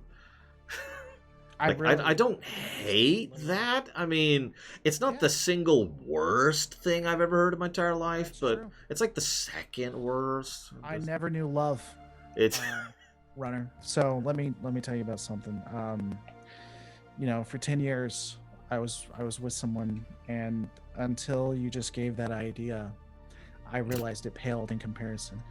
I'm not religious. I've been open about that, but you know, I can only imagine like your idea is like looking into the face of a real God that I believed in, and him telling me that he was his greatest. This right here, I know he's joking, but this sincerity is what's wrong with human society right here. You can only be one extreme or the other.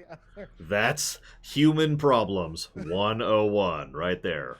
I don't hate it is like a bad or dismissive thing. I'm not putting it down. It's just like I agree. I think that's cool. So I don't. Yes, Star Trek V will be part of the rewrite as well. Yeah.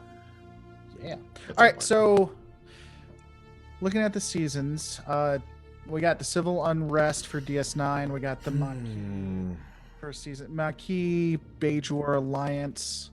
I would probably have Maquis in the background of season 1 as well. Not as a major arc, obviously, but you know, get some establishment going on. Since the Maquis have been around since TNG season 6, I want to say. Right. So Maquis in the background. Mm-hmm. And then let's see. One second. What's up, baby? What's wrong? Take your time. Can I come with you when you? Can I come with you when you're going out? Going out? Where am I going out? You're gonna tell her, I could play with. You're gonna tell. Oh no, I'm not going out tonight. We'll play with them tomorrow, or we'll ask because they may not be able to. We'll see if they want to play tomorrow, and then I'll make plans tomorrow to hang out. But that's gonna be after you're with mom. Does that sound like a plan?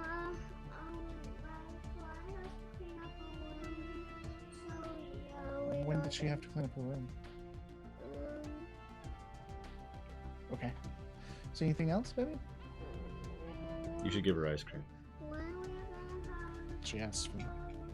When are we gonna what? Okay, so I just answered that question. So what we're gonna do is tomorrow we're gonna see if they want to play in the morning. If they can, great. They might not be able to because she might still have to go to school. And then I'm gonna ask after you hang out with your mom next week if you can do that. I'm sure they will. Okay. All right, we're gonna go sleep soon. So why don't you go watch TV or hang out or play in traffic? Don't play in traffic, but why don't you go play downstairs? Cool. You want to tell the people anything real quick? What do you want to tell the people?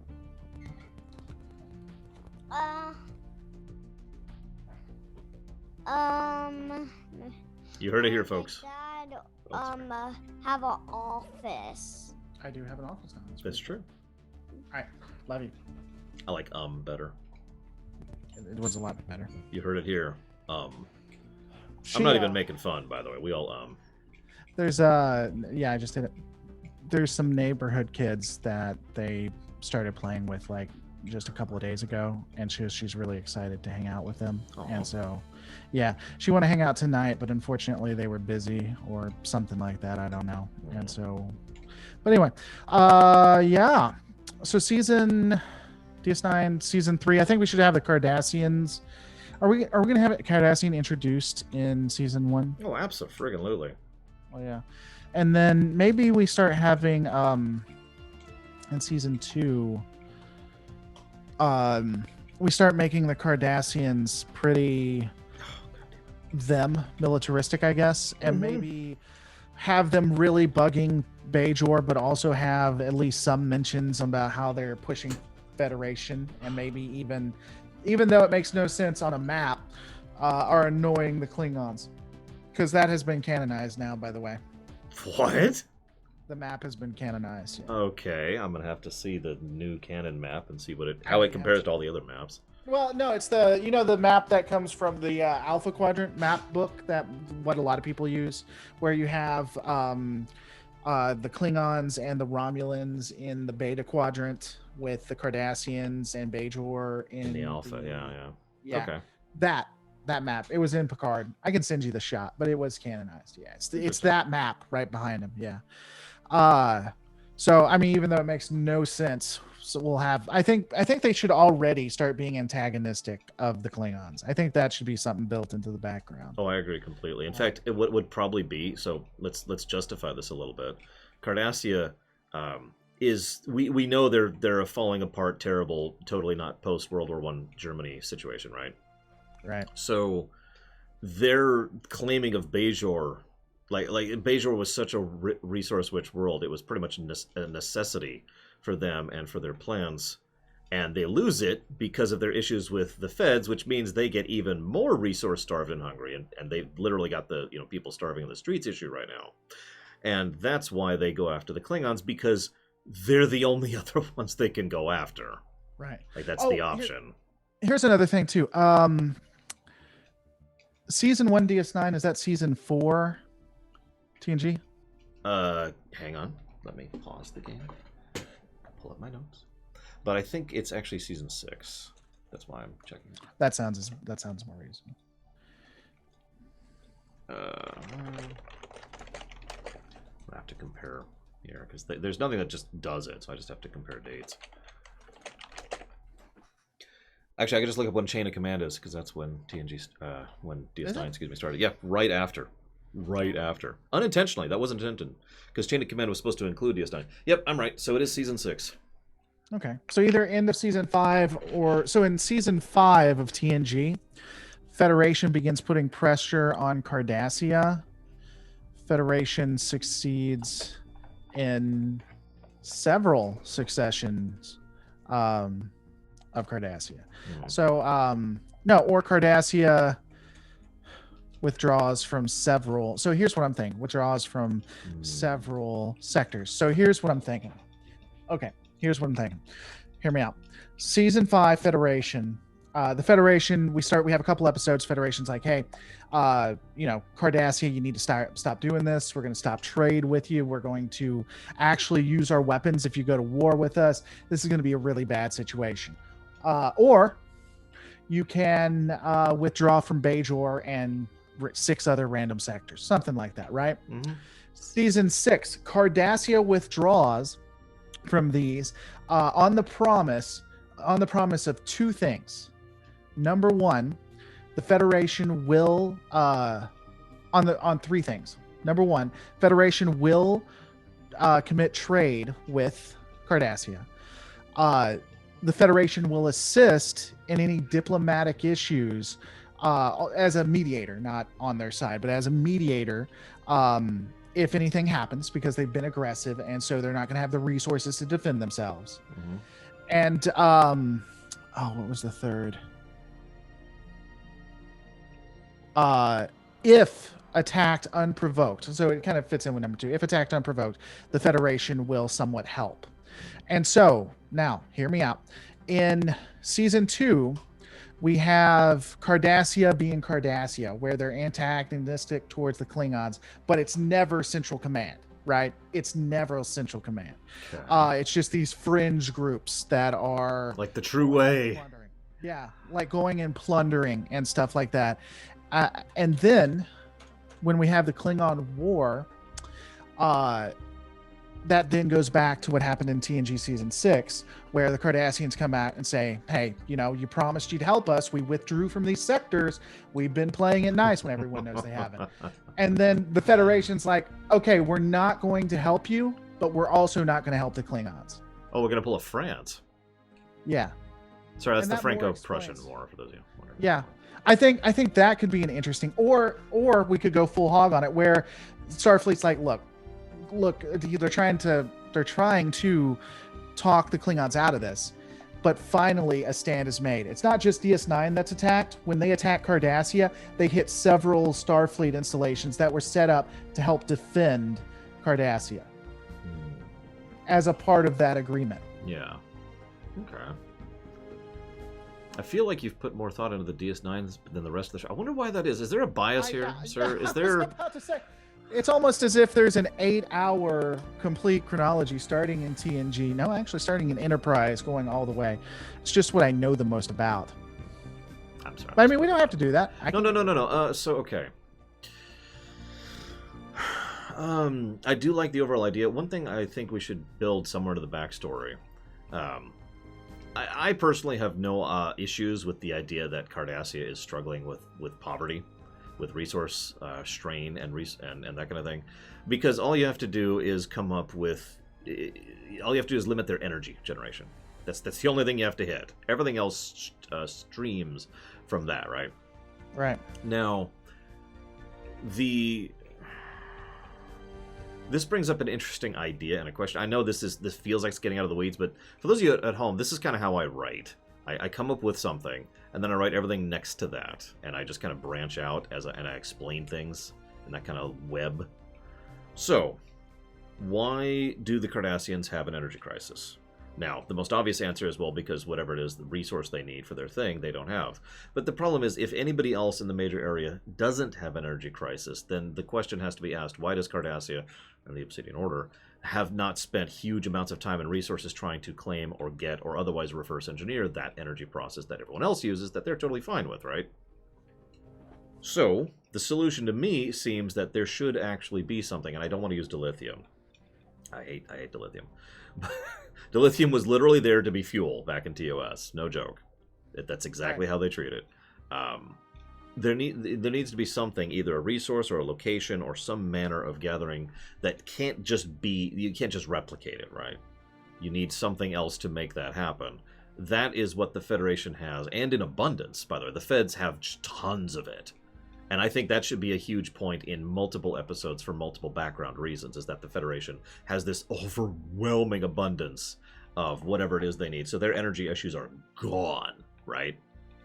This would also kind of help to explain why the Feds are so trade happy, because they're trying to, one of the biggest things they could trade with other races is this resource, whatever it is. And this could then help explain why other races may not be at the same level as the Feds, despite having generally access to the same tech.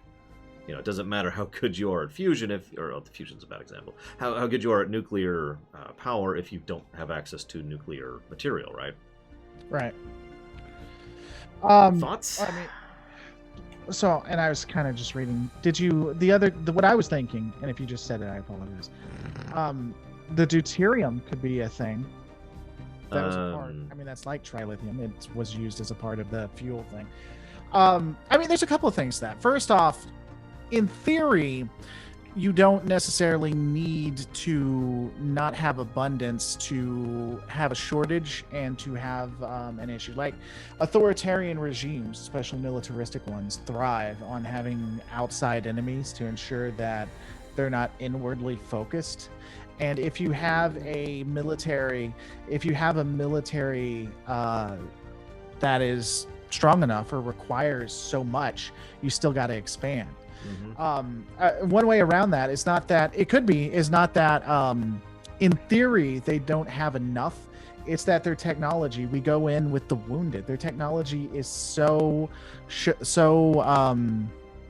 secondary. It's so basic compared to others that they basically have to drown their enemies in their own blood in order to win. Yeah. So in order for Cardassia to win a fight against a Nebula, let's say, they have to send 4 Gaylor class ships. And because they're having to send so many to win battles, it has to be outnumbered 4-1.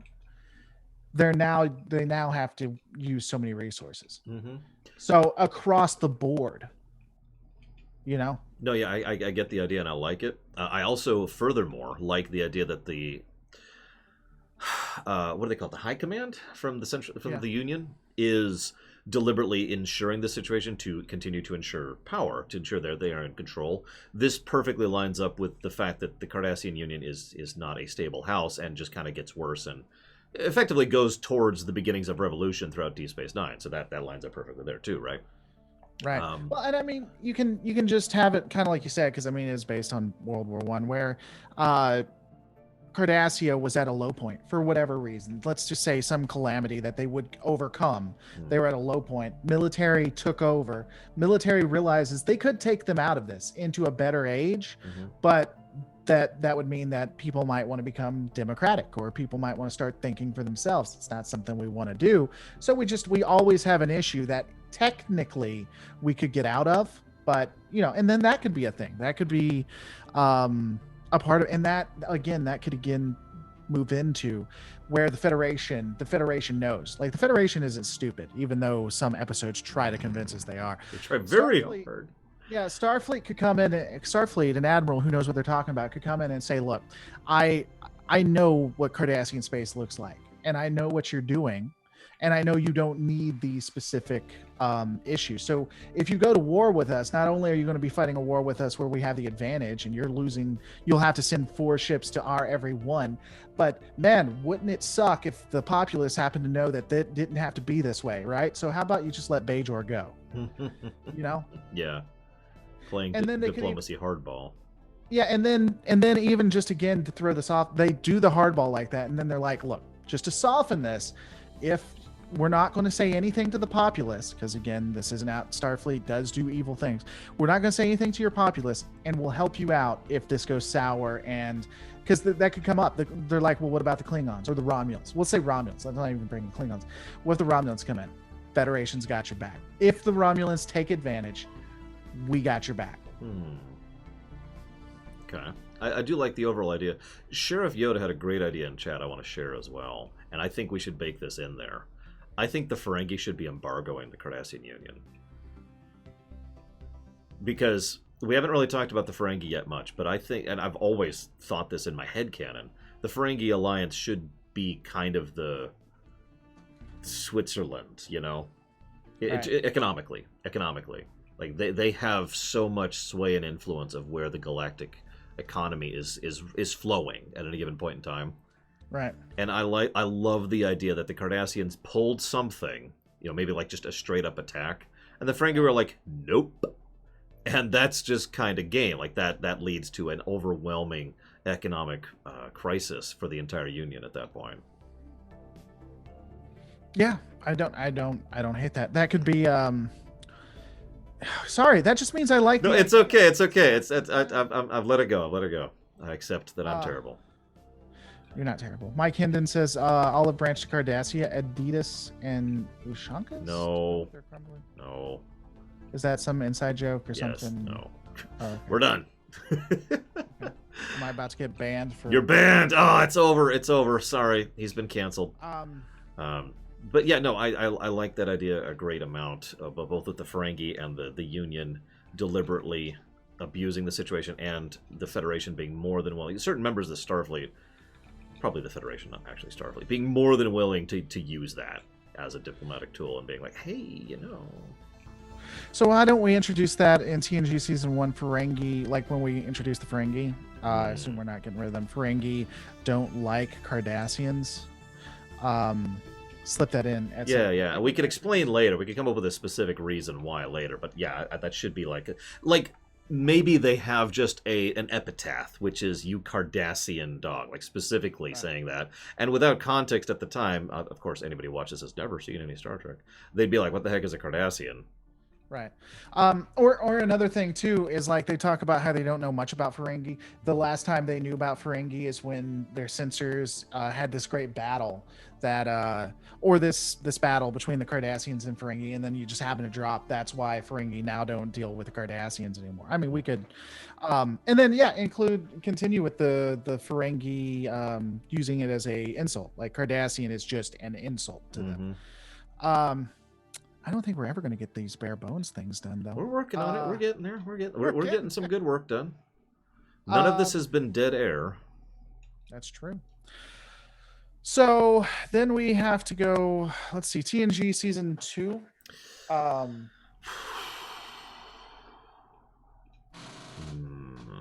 it's so milquetoast. I forget their arcs there were so incredible. Yeah, there's so okay. I'm gonna say something that's gonna be a little weird sounding, but I think we should keep Belaski on the ship. Well, sure, we have to. Well, I mean, well, hear me out, because I again, actually it have an have to- idea there, but well, the thing is too. I think I know. I've heard it'd be interesting some of the things you thought. So, the only other thing to that too is that if we're dealing with real life, we're going to lose Crusher for whatever amount of time. That's true. So, the actress is going to be gone regardless. So we got to do something with that, right? Mm-hmm.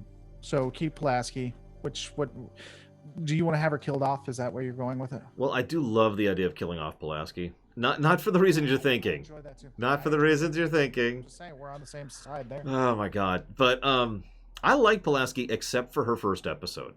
If not for the child, I think she would be a much more liked character. I really do. It's not like Diana Muldaur can't act, you know? Right. Anyways, so what I would have is, as much as I love the idea of her dying, and I totally do, I would have Crusher leave the show for the reasons that we already discussed. And let's have her... So I'm torn on this, and I'm curious of your input. She could either go off to the Titan, which is my knee-jerk thought, and become the main chief medical officer over there, or she can, and you already see where I'm going with that one, I'm sure, or she heads back to Earth and becomes a member of Starfleet Medical, at which point she kind of becomes a recurring guest star rather than the main character. Because every time they go back to Earth, anytime they deal with any new major crisis or medical issue, you know, any kind of plagues or any new whatevers, or sending medical aid to Bejor or anything like that, she could be like the liaison at that point, right? Instead of contacting Admiral Nechayev, we get Right. Her, Commodore, I think, would actually probably be the rank given Star Trek. So Commodore Crusher, and she calls in, like, hey, we got this. So you would have Crusher as the... I thought you would send Pulaski. No. I'd keep Pulaski on the Enterprise. Oh. We could swap that. I mean, it doesn't actually matter. Why would you do that? That's a horrible idea. Because I actually like Pulaski. The only bad idea you have... See, when you have a bad idea, I tell you. That's I don't true. say... I don't say I don't hate that. I mean... I don't like... I don't think she... I think there's more... we can do with the character, the Crusher character, than we can with the Pulaski Crusher character. But that doesn't mean we can't have like Commodore Pulaski or See, now I'm have them on torn. at the same time is a bad idea. Because I admit the idea of Pulaski dying and laying down her life in the episode that I can't... Yeah, for the kids, which should have happened, is an appealing idea. I hate to kill off a character after one season. But you know me, well, no, you don't know me. But for those of you who don't know me, some of my friends back in when I used to do a lot more writing than I do nowadays used to call me the chainsaw writer, because I have no hesitation about killing off characters permanently whatsoever. And I would be totally cool with killing off a character after her only being on the show for one season. Not because I dislike her, just because I think it would be good for the story. That's the thing. It has to be good for the story. I hate shows that are unwilling to kill characters. Oh, I think that's so 90s. I hate it. Oh yeah, by the way, I do really like the idea that nobody dies on Enterprise until season 3. I would totally keep that. Yeah. I'm sorry, I had to toss that in there because that's actually a thing. Nobody dies on Enterprise until season 3. Not one person. Pulaski would be the first kill. I'm sorry, I said TNG, didn't I? I meant Enterprise. I'm sorry. You said Enterprise. Oh, okay. You could have. I got what you were saying, but yeah, you said Enterprise. Okay. Well, I mean, arguably, that one guy who had his body infested with branches and leaves and stuff was supposed to die, and then they changed it. Isn't having a good day, I would say. He didn't have a good day, but he lived. They threw in one line of... He doesn't show up in the rest of the episode, too. They just threw in one line of dialogue. It was a last-minute change. They're like, no, he's lived. Why? Anyways. I mean, I'm on the fence. Would you prefer to kill her versus making her a Commodore? Making her a recurring... That is a good question, because I like both ideas, admittedly. You know what we could do? We could do both and have her be a Commodore first and for several seasons, and just shove the kid episode later. Yeah, and have her then finally have the sacrifice and kill her off much later. So why don't we do that? Okay. So we make her Commodore Pulaski. Mm. She served. So it was only season 2, right? Mhm. So Pulaski, Doctor, and then season 3. Whoops. You know what we could do? Just to really line this up, we could make her already a Commodore when she comes on board. That's not unheard of in Star Trek history for a Commodore to serve on a ship. And she's basically doing this as a direct, either a favor to Crusher or a favor to Picard, or because it's the Enterprise, you know? Right. Like the prestige is worth losing her post back on Earth in order to serve on a ship for a while, kind of thing. I could see her being that egotistical. Mhm. Yeah, that'll work. And then kill her in season 5, you think? I think killing her off before DS9 is a thing is a good idea. So yeah, let's have that. Let's have the kid episode happen in season 5 and have her pass away then. Now, that's a good point. We haven't talked about Yar. Yeah. She was back in season 1, and I actually forgot about that. Yeah, she dies in season 1 or season 2. She says in season 1. Okay.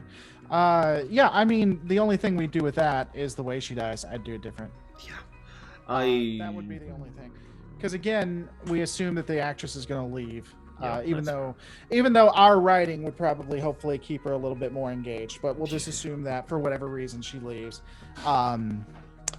It was destined to happen. And then unless, I mean, we could try to keep her. See, but so then okay. We missed the Sela thing. Yeah, I was about to say, what do we want more? Because I think this is the actual question here. What do we want more, Sela or Yar? Yeah. They don't do anything with either, so it really is just a judgment call at that point. I like using Sela, and I like the explanation behind it. Mm-hmm. I will admit I hate that part of Redemption, but that's only because they don't do anything with it. Hi, I'm Sela. Okay, and then the episode continues. Right. Just, well, what? They go to the conference room and they have a moment where That's true. They have a moment where they explain who she is and what she is. How she gets her mom killed. Mm-hmm. Yeah. That being said, and I hate to keep referencing STO, but I love what STO did with Sela. I would almost just mimic that, honestly. Give her control. Well, yeah, have her take over one of the militant factions of the Romulan Star Empire and have that be her overall arc. And over time, she becomes less horrible simply thanks to experience. Right. Yeah, I don't hate that. She was introduced in... Sela was introduced in season 4. Okay, well, then we'll just put her right there. Tashiar dies. We'll have her die You know, it would be interesting is... I'm not completely sure how we would do it. But if we could do Yesterday's Enterprise and then have her gone, I don't know how you do that then. What are you talking? Help me out here. So that's when we lose her. We lose her in Yesterday's Enterprise. So shove her death to season 3? Yeah, shove her death to season 3. We lose her in Yesterday's Enterprise. I see what you're thinking. That is. But let me think about the time on that for a second. Yeah, how would you kill her in the prime timeline though? Not the alternate. How would you kill her and give it more worth? You know what I'm saying? I do. Because just have her leaving, it doesn't make sense that they'd remember her if she's just all of a sudden gone. That wouldn't make any sense. Random thought. We could have Yesterday's Enterprise be one of the rare Temporal Cold War episodes. And what that would mean would be our Enterprise D is shifted to the War with the Klingons timeline. That's our Yar. She willingly goes back with the Enterprise C, sacrifice, and they remember it. Yeah. Because someone involved in the Temporal Cold War basically shoves this forward as a result of repositioning. Because one of the factions was trying to push this idea of the Klingon War. Some other faction pulled the Enterprise C out as a very precise strategic strike, which massively changes history. So we have someone here trying to revert things. That was blah, blah, blah, blah, blah. You get it. By the way, Ian asked this a while back Oh, I'm sorry. and gave a little bit of money. No, there's no reason to be sorry. I'm the one that didn't get to it. What show would you guys have done instead of the Trek we have now? I would have done a show about the original Kobayashi Maru incident involving the Enterprise crew. So I guess the question is, and we can only do it for a second because we got to get this done. What shows would we do instead of, if I had to, I'd probably still do Enterprise, but it'd be more focused. And I know it goes against what Gene wanted to do, but it'd be more focused on the conflicts that got them to the Federation if I had to do that. So I'm sorry, Gene the Kuhn? Enterprise. He would be totally okay with that. I'm fine with Gene Kuhn. Gene Roddenberry. Gene Kuhn, who's the creator of Star Trek. I wish. But no, yeah, I mean, is there anything you'd rather see in... I mean, I've workshopped Star Trek shows for most of my life because I'm a geek. The only two big ones I've ever come up with is the gap in between Star Trek 6 and TNG. It was an idea I had for the longest time that basically each season would be another year block, and it would be a generational show. Each season we would see a new cast because it would lurch forward several years or decades. Didn't they want to do that? Isn't that a idea that was pitched? I don't know. Oh, If it is, I haven't heard of that. But it might be. The other idea is the obvious. It's the one everyone has. It's the post-Dominion War. It's follow through on the post-Dominion War. Those are my two options. I think we just justified the temporal Cold War too, by the way. Well, with the Easter Enterprise temporal thing? Cold War. The temporal Cold War is what we use when we want to do something, but it doesn't make sense. That's when we want to rewrite something because it doesn't make sense, but we want to do it and we can't figure out how to do it. It's a part of the temporal Cold War. That's our get out of jail free card, right there. That's what the temporal Cold War should have been. Just raising my eyebrow at you. No, that's a good idea. I like that. I'm going to do that in all my stories in the future. I'm going to have this temporal Cold War that in case I want to do something that does not fit the logic of my stories, that I can just say, and you just use it sparingly, so it's not a trope. Okay.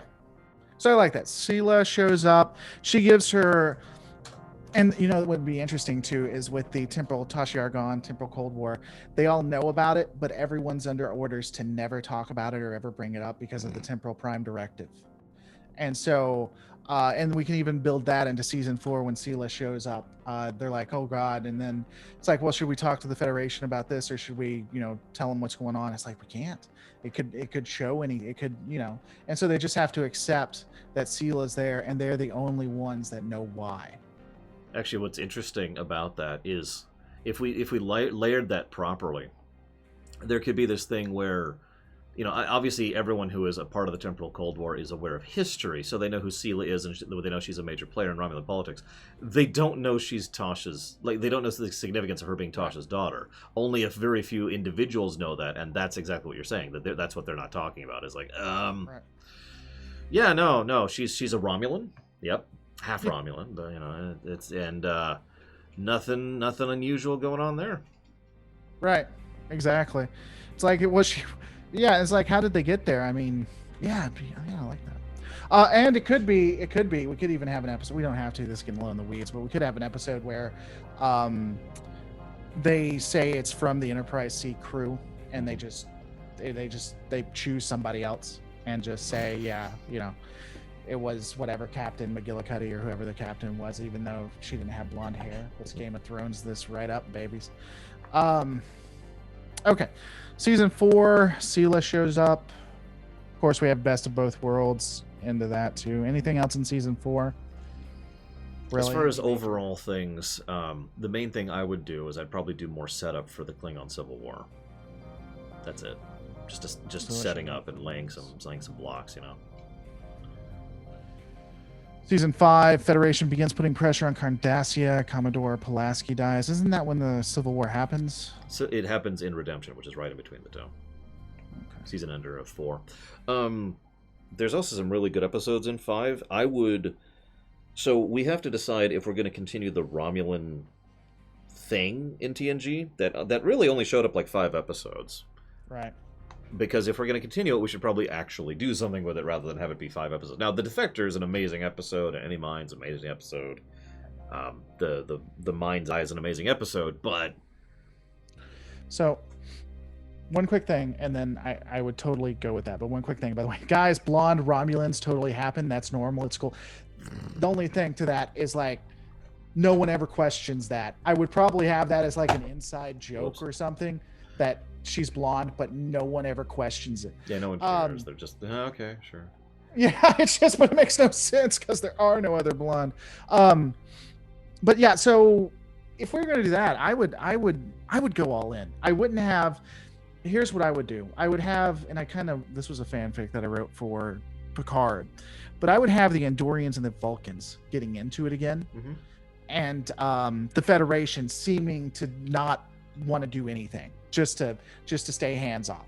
Starfleet says, hey, this is an internal matter. We don't generally deal with internal matters, even though we do all the time, but this one time we're not. And the Federation Council is just deadlocked.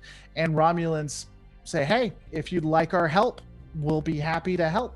And the Vulcans say, okay, let's start a conversation. And so then you have like, I don't know, a half a season or at least quite a few where Romulans show up on Vulcan's doorstep, Federation shows up, and the Vulcans say, now we invited them. And if you fire on them, we'll walk away from the Federation. What do you think about that? I like it. It sounds like you both... So I was going to add an idea, and then you also added it, so I guess it's just already baked into it, but just to make it clear. I love the idea that because the Federation's... This is going to sound tyrannical. One of the biggest problems with the Federation, especially by the TNG era, is everything has to be decided in the, what are they called, High Council or whatever? Yeah. Which has, it's the Senate. It's the Senate from Star Wars. There's a lot of members from a lot of worlds with a lot of interests. And I love the idea that they are, like you say, deadlocked. They cannot decide what to do about this situation. And that's actually what ties everyone's hands. Like several Starfleet captains and the main characters have picked sides, for lack of a better term, and have their own thoughts and feelings on it, and they're all just not acting on it because they can't, because the actual Federation as an overarching entity, their policy right now is their policy is it's in debate. You know,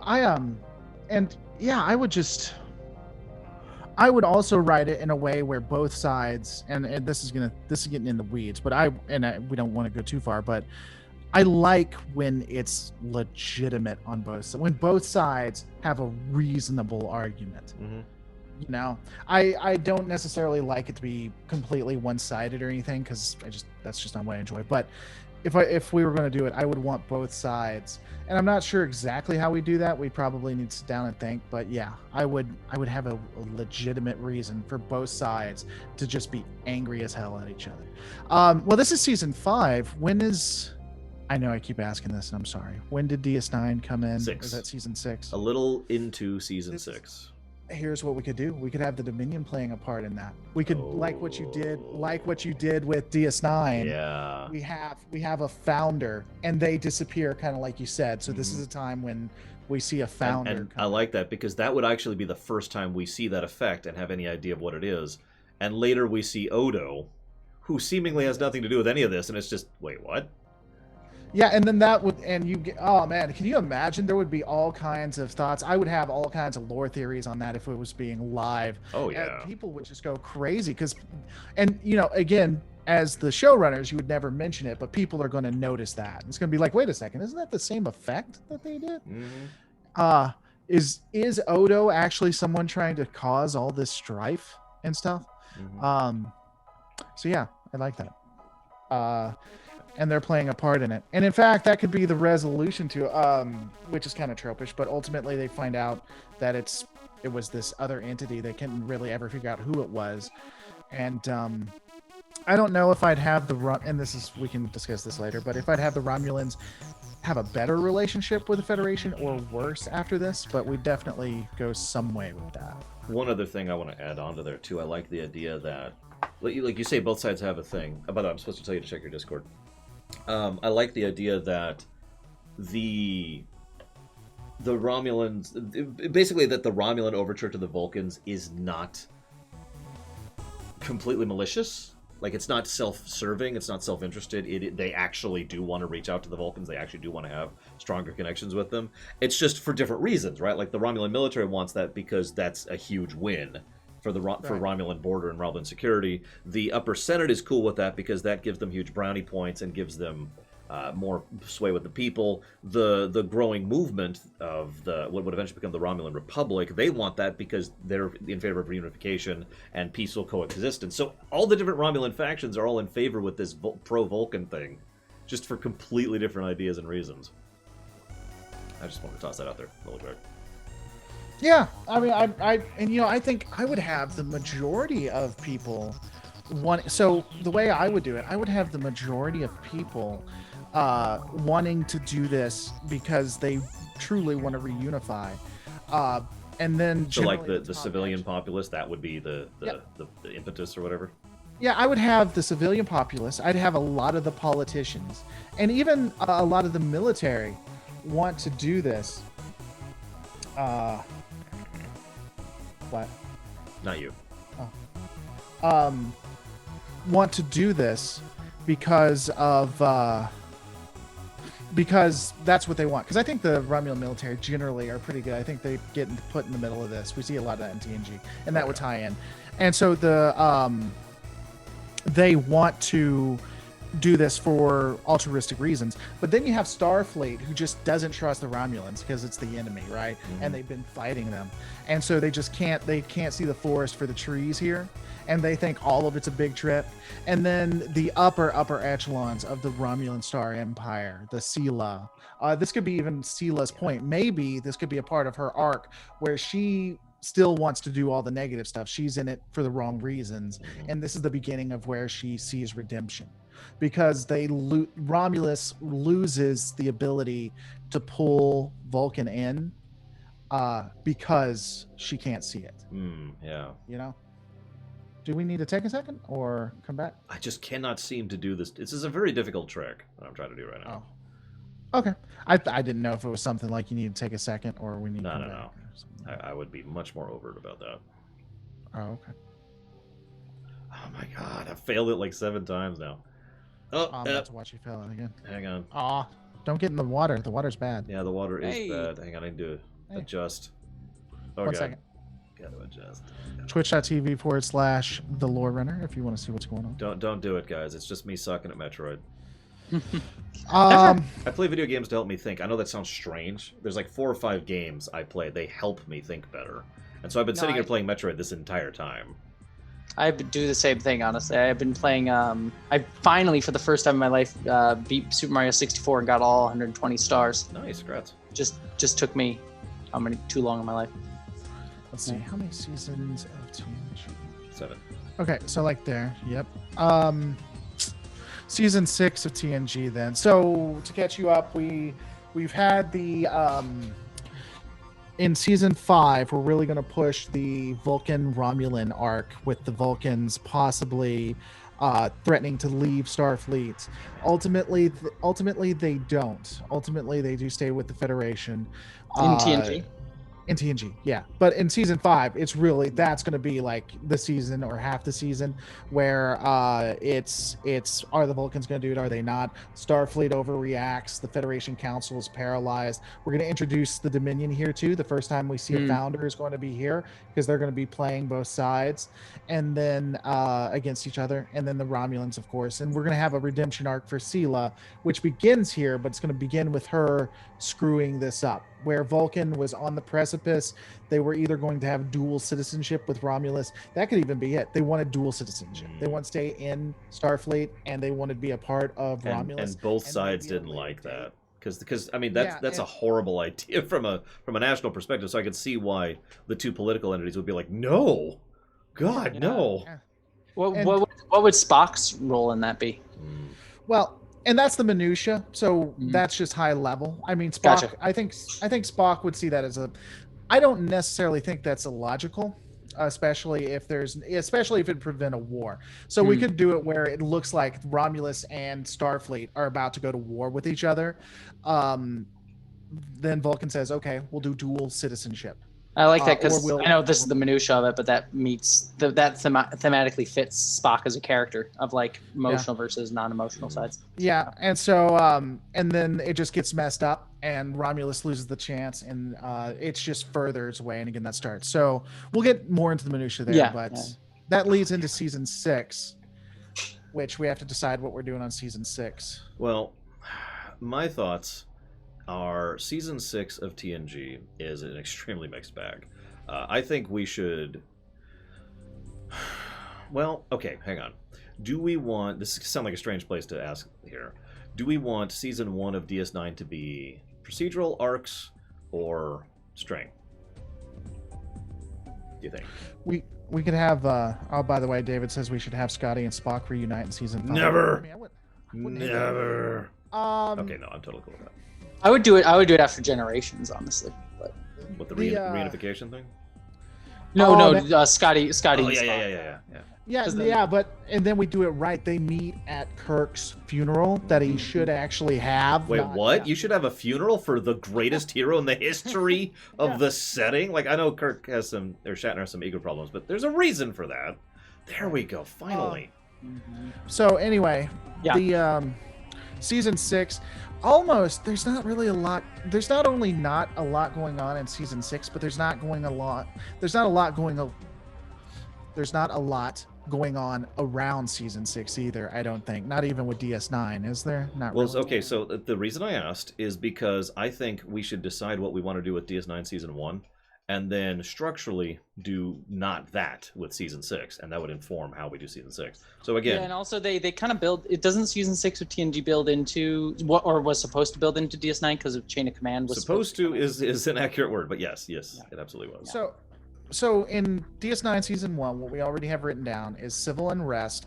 Bajor's broken. The founders are messing with stuff. We have the Maquis in the background, and the Cardassians are more officially introduced with their broken system. So if that's what we're doing right there, we could try to tie it into, but I don't necessarily. The only thing I would don't have to tie it into, just do something structurally different, so it's not just two shows doing the same thing. Yeah, we already have. When do we have it? Give me a second. Remember, we were talking about having. Oh, we're already doing that. We're doing that season 5, which builds up to DS9 season 1. So never mind on that. So what did we want to do with the opposite of that? Should we go back to exploration since they're staying in one spot? Well, and just do procedural, like you said, just good procedural. I'm fine with good procedural. It would be a good return to form too, because much of our TNG has been arcs up until season 6. Yeah, so, just do sort of one-off, more character study things. Mm-hmm. Yeah, it's all arcs. So. So we could go. Yeah, so we could have season 6 be procedural, which honestly, that's the skeleton. Do random episodes. There you go. Right. Yeah, and maybe we could have one or two times. If well, maybe that's better for a season 7 TNG thing. But what would be kind of interesting is you have the Maquis in the background of DS9 season 1, right? Mm-hmm. What if you have sort of an interspersal character between the two of them be Ro? Kind of like she appears in TNG, she appears in DS9, kind of builds up the Maquis, but then eventually once TNG ends, she gets put on Voyager. When does Ro leave season 6? 7, actually.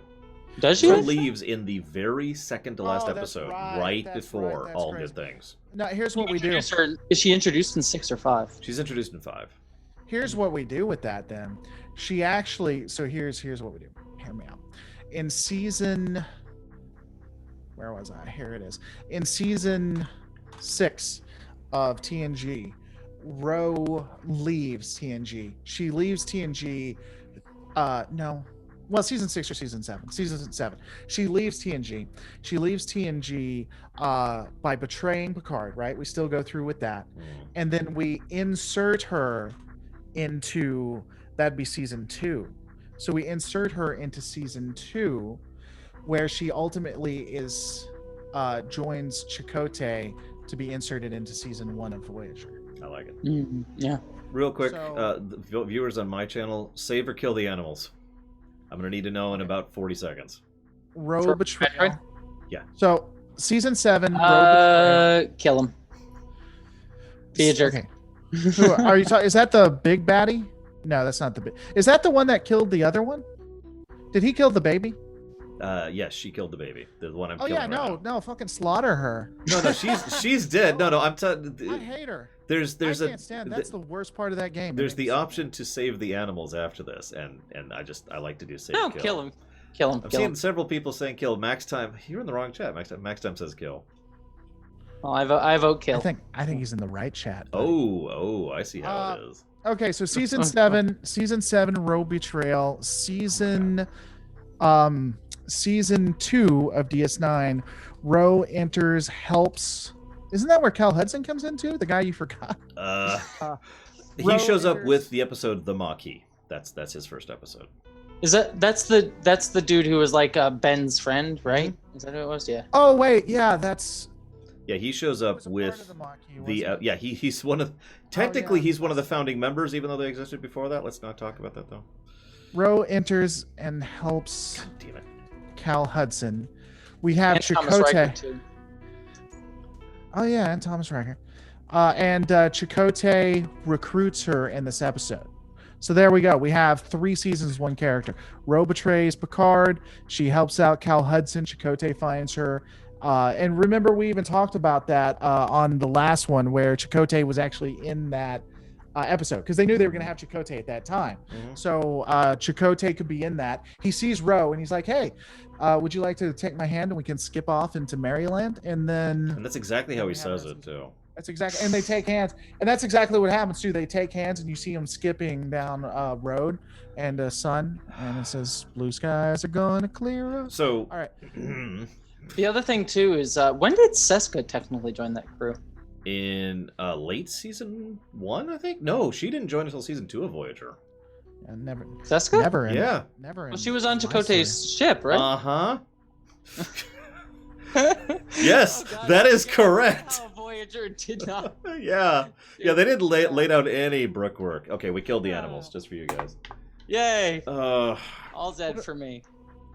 So I was gonna say thing. Did you get the time so you can? Which did you get it under time to get the best ending or whatever? I have no Which idea. apparently is- I was just really lazy moding. Did you get the misogynistic ending? All right. Of course I did. So hang on, I had a thought and it's gone now. It's all gone. One of the things I would like the idea of is so first of all, Thomas Riker, he joins the crew. Commander Riker goes off to become Captain Riker. Ooh, that happens in season 5, I think. Season 5 or 6, it's one of the two. I can't remember. But anyway, let's do that, and let's spend season 7 of TNG kind of cleaning house a little bit and getting ready for what we want to do for the movies. And that's why we need to decide what we want to do for the movies before we really decide season 7 TNG. So let's put a pin of movie establishment for season 7 and just leave that there for the time being. Okay. Movie establishment. But I very much strongly think that Thomas should have taken over and Commander Riker should have gone off to become Captain Riker. I've said that for years, and I think that that was the intention too. They wanted to have him join and be like a lower crewman. But So one thing I will pitch. Can I pitch one quick thing? No. Here? Damn it. If we could do Seska, because I know people hate Seska, but I actually don't mind the idea of her. Just the execution was very villainy and dumb. You could have her show up on Chakotay's crew if we're having him being like a recurring element in TNG and DS9, and I would actually really love if she became friends with Ro. You have this building friendship between the two of them because Ro was always very anti-Bajoran religion. Like she wasn't like super in on it.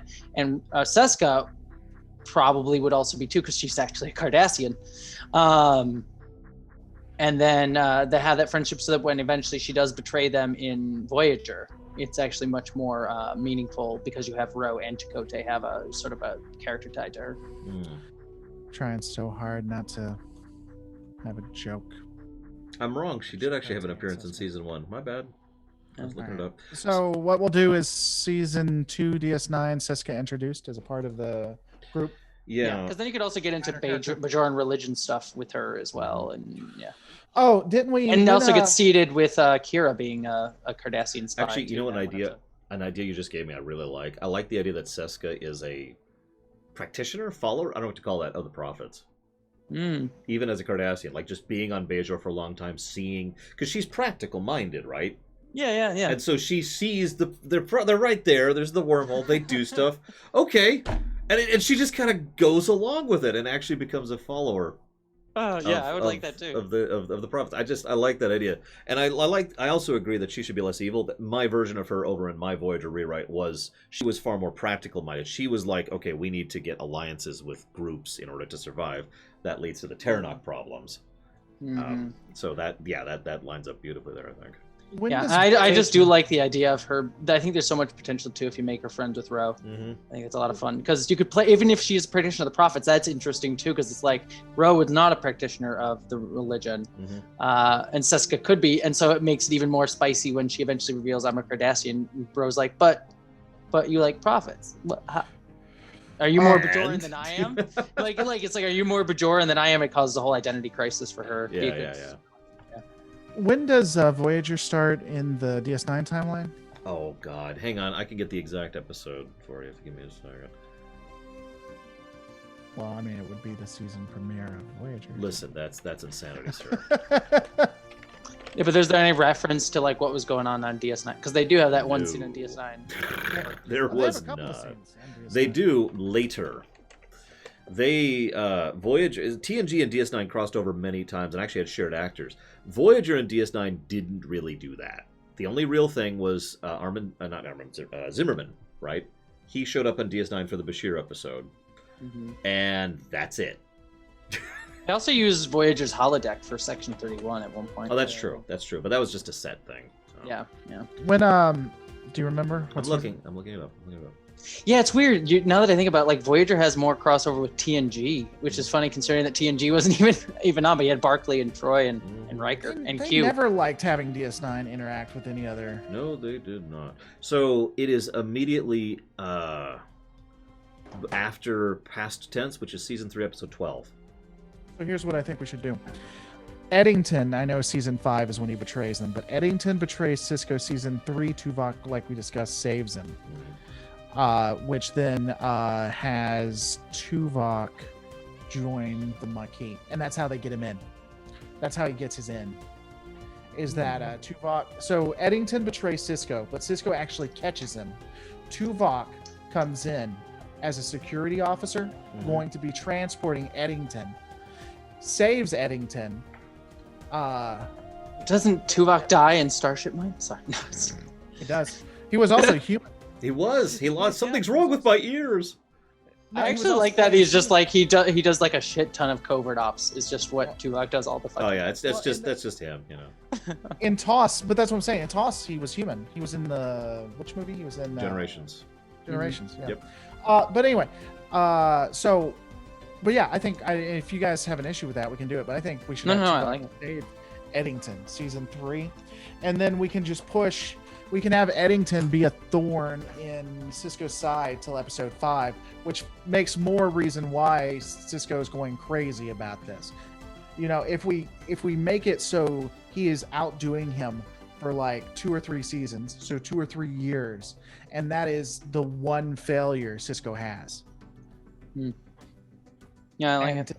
I don't know. What do you think? Well, then what you could do with that too is the ending of Michael Eddington's arc is as it stands is it's basically also the end of the Maquis, and they sort of imply that the Maquis are just basically being all killed, even though they're theoretically Federation people. So it'd be kind of interesting is if you kind of round that arc out with Eddington coming to Sisko for help, and he dies, but then you start dealing with this fact of like the Maquis. Basically are trying to be reintegrated in the wake of the Dominion War. Basically, like, we want to join your side instead of just getting ignored. Yeah. What do you think, Brenner? I'm down with the Maquis idea. I do have to say, I want to re-push my idea that Eddington has been a friend of Sisko's since, like, Academy days, right? Oh, yeah. And I absolutely 100% think he should be on the ship that escapes Wolf 259 with him. Yeah, he's the one that pulls him off. He's the one who pulls Sisko out. He's the one who takes command of the situation and says, "No, we got to go." God, that's going to be horrible. Oh my God. Yeah, you see the idea there. And as a further aside, if I just one very minor nitpick, I think at least part of the name should at least be referenced in Best of Both Worlds. Like, just very, very minor stuff, like maybe in the background or a casualty list or something. Mm-hmm. Have Cisco's name be there and have Cisco's ship be there. We don't have to show it because, again, in Best of Both Worlds, we don't see the battle. That's the point. We just see the aftermath. But I do think... that there should be a number or mention or something. We could also show the battle. Yeah, that's what I was going to say, too. If we wanted to go full, I don't know, schlock, but if we wanted to go full on there, when it's going through the graveyard, the only one you clearly see, a piece of junk or whatever, the only one clearly seen, like maybe even have the Enterprise hit it, and it turns around to show that ship. I mean, that is full schlock. I probably wouldn't do that, but it's just like, I'm just being honest. That'd be a Kelvin universe thing where and then it turns like, oh look, it's the ship. Bong, dun, dun, dun, dun. No, no, it has that too. The trombone. Yeah.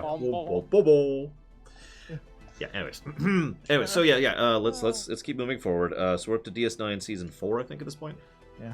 Our boy, you're getting tired, is what I'm hearing. I'm tired too. I'm not going to say anything. Anything else in season 3? Tuvok saves him. Eddington betrays Cisco. What happens Dominion-wise in season 3? Well, Dominion finally reveals itself at the end of season 3. So Is that the? So do we still want to have Hadar was end of season? No, you're right. It is end of season. Do we still want to have Dominion reveal then? Oh, absolutely. Yeah. So here's my thing. If we have the Dominion reveal, then the season 4 should actually be Dominion encroachment done right. So the Dominion, I wouldn't have the dialogue in season 5 or season 6.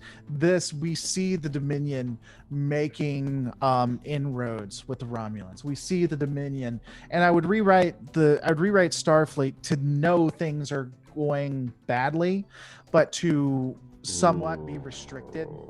So Starfleet can see what they're doing, but they're doing it in a way that Starfleet, they can't respond and be the good guys.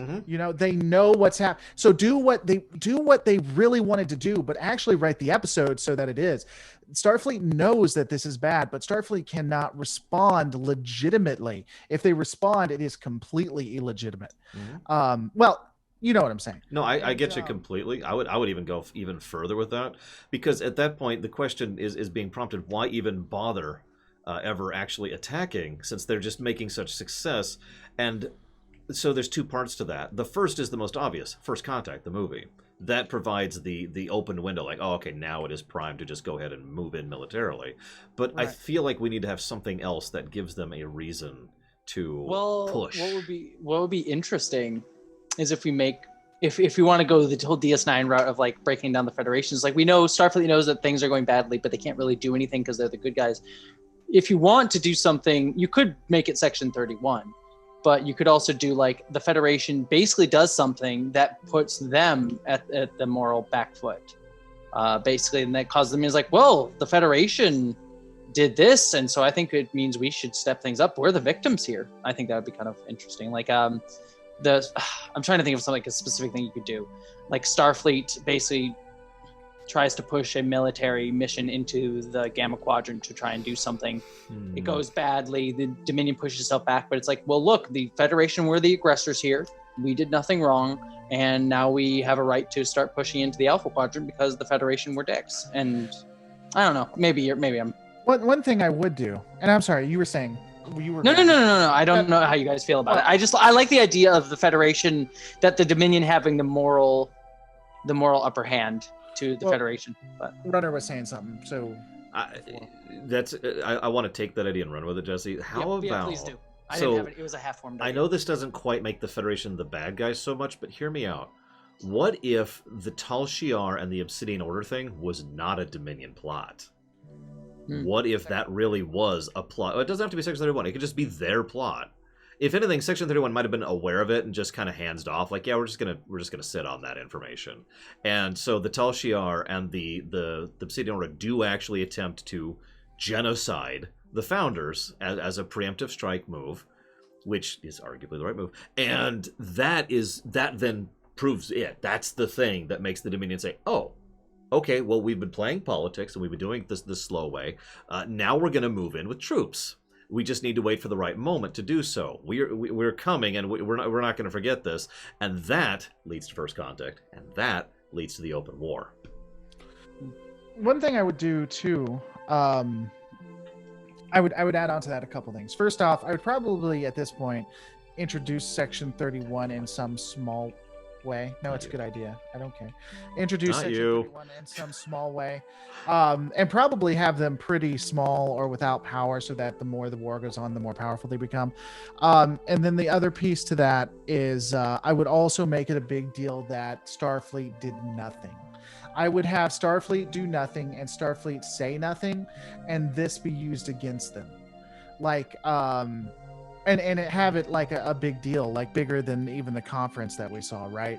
Mm-hmm. We could have that massive fleet show up, and Cisco go to Starfleet command and say, hey, this massive fleet comes up, and they're like, oh yeah, we know. You're not allowed to say anything. And that be like a big deal. It's like, what the hell? We're not saying anything. We're just standing back and let this happen. Yeah, the Prime Directive won't let us. And then Cisco's like, we both know that's BS. Why are we not helping them? And the Dominion brings it up. That's the one thing the Dominion has on Starfleet. You didn't help us when they tried to genocide us. That's their one. That's the one sin. The only thing the Dominion can say. Yeah, and I think that would be interesting. I like that. Yeah. And that could even be because that doesn't necessarily ruin the Federation. Like, they didn't actively do anything horrible, but they still did something kind of morally incorrect. And then you have a good standoff between Gul Dukat and Cisco, because Gul Dukat's sitting there and saying, hey, Cisco's like, what the hell? Why are you letting the Dominion in? And it's like, the Dominion is willing to help us. Cisco's like, the Federation would have we signed this treaty where we'd help you. We'd never stand back. Oh, like you never stood back when the Tal Shiar and we tried to genocide those one people. We both know that Starfleet only listens to the Prime Directive and that is the one sin, the one thing that screws them over. I think that would be kind of a nice little pinpoint on it. Yeah. So also, can I toss one thing that's nothing to do with this, but it just made me think of it that we should just throw in there? Could we throw in a Section 31 episode in TOS to someone? Yes. Yeah. I was actually going to bring up that Section 31 should have been a thing the whole time, so we could do more foreshadowing with that, right? Yeah. We haven't. The only thing we got is we'll go back to toss is the next one. Oh, I didn't know if you guys had done it while I was away. So no. Well, yeah. So but I'm fully on board. I think Section 31 should be used in the exact same manner we were going to use the Temporal Cold War, periodic, but always in the background. Yeah. So don't overuse it, but anybody watching will always know that they're back there doing stuff. Yeah. So season 5 is Dominion War. I really think that's all we need to say there. I mean, season 6, that's the Dominion War. Season 5 and season 6 are Dominion War, and then that we'll get into more interesting. Section 31. Do we? Here's an interesting. I guess we're gonna have them in the background because we need to have them. Yes. We're not gonna. I'm gonna push that. I like that idea so much, and it always has irritated me. It's ignoring the fact that if you pay attention to Star Trek history, a lot of episodes make so much more sense if you assume Section 31 was behind it the whole time. Yep, I agree. So season 1. We can. Something else too. I would be an interesting thought because we just did Dominion War. Are we gonna kill off Dax? I know it sounds weird, but I'm completely ambivalent on that. Well, so there's a couple things that we have historically. If the actor is gone in some way, we then get rid of them. Right? See, this is kind of a gray area though, because she was shoved out of the show. Well, I would kill. What my thought was I would kill her, but kill her in a much more interesting way. Like maybe if we're doing Section 31 stuff. What if it's like Bashir helps out Section 31, is doing something with them to help stop the Dominion War, but for some reason that allows Gul Dukat to get his way, and it leads almost indirectly to Jedsia's death. So Bashir feels somewhat implicated indirectly for Jedsia's death. No, Sheriff Yoda. Another thing too, we could always just go with actual. Oh my God, Terry Farrell's idea, which was in the episode where Worf goes to. It breaks the rules in order to save her. Just have her die there. She actually posited that idea straight up. And they're like, no, we're going to keep you on the show. We're not going to screw you over at all. And then they fired her like 2 episodes later. Yeah, Oh, I would have loved. That would have Diana. been great. That Well, would we have been great. We could do that. Do we want to do that? Do we just want to kill her off? There. Yeah, That that'd be point- Have great that be part because of I. Worf's arc. What Yeah. season? But I what would season even. was that? Six. That's season 6. I would actually. Late What would season be six. if you want to be horrible about that is the whole episode plays out pretty much the same. He even goes back for her, Mhm. lets the Cardassian guy die, and it but he goes still back for doesn't- her, and she's Yeah, and she's dead. Yeah, it was all for nothing. yeah. Right. So he loses the guy and loses her. So and his career, what he wanted. So Mhm. That's just being horribly cruel to Yeah, Worf. that's But just- whatever. Actually, no. that's treating Worf like he's an O'Brien. Hear me out for a second. That actually gets him ejected, Mhm. right? Like they pull up a court martial, and he is completely guilty of everything, and they're like, we're gonna drag you down in rank, and they're not willing to actually eject him because Starfleet's desperate for people right now. Worf is the one who pieces out. He's like, that's the line for me. You know, I've lost my career potential. I'm never going to be a captain at this point. I'm never going to get this. I have just lost everything with this. I'm going to go to the Klingon Empire. And that's why Worf then full times over to, which is something that happens anyways. Mhm. It's just we shove that to the end of season 6 instead of the end of season 7. And then we bring him back as like a guest star or whatever. When Yeah, he'll be like a Martok, right? Yeah, we bring him back at the end. So yeah. All right. So TOS season 1, we have Logic Extremists, Wyfer Deprin, Section 31 in the background. This is my weakest one, so I'm gonna be open to whatever you want to do, especially since you've been going through it recently, Runner. But what do we want to do with season 2, season 3? Because really, those are nothing but just random campy stuff. They really You could didn't tie the Temple know. of Cold War into City on the Edge of Forever or any of the here's time my travel stuff. here's my thought, and here's my thought. I was gonna say, but I'm open to what you guys. I think this is basically the setup for TNG, DS9, and Voyager. That's what we use this for, because they really were just throwing whatever they wanted. We have Nazi planets, gang planets. Yeah, I like the Gang Planet episode. I will never apologize for that. So you and Well, I Quentin Tarantino. Yeah, I mean, there's a lot of things have you seen how large I am? There's a lot of things I like that aren't good for me. So It's a good episode. It's a legitimately I good mean, episode. Can I throw out a crazy thing that would just be like don't use this, but I also just have to mention it because I always kind of found it hilariously funny and it's worth mentioning. But the idea of the preservers being like this big sort of behind the scenes force that William Shatner used in his novels. Mm-hmm. That could be kind of fun to play with and do something with, because then it also explains why all these planets look like Earth. And I actually really, as much as that novel is like Shatner's a Mary Sue, I liked the idea that all these planets that were fake Earths were actually like made by the preservers as like weird test beds and shit. Yeah. well, you know what we could do. I don't know preservers, but the TNG episode with the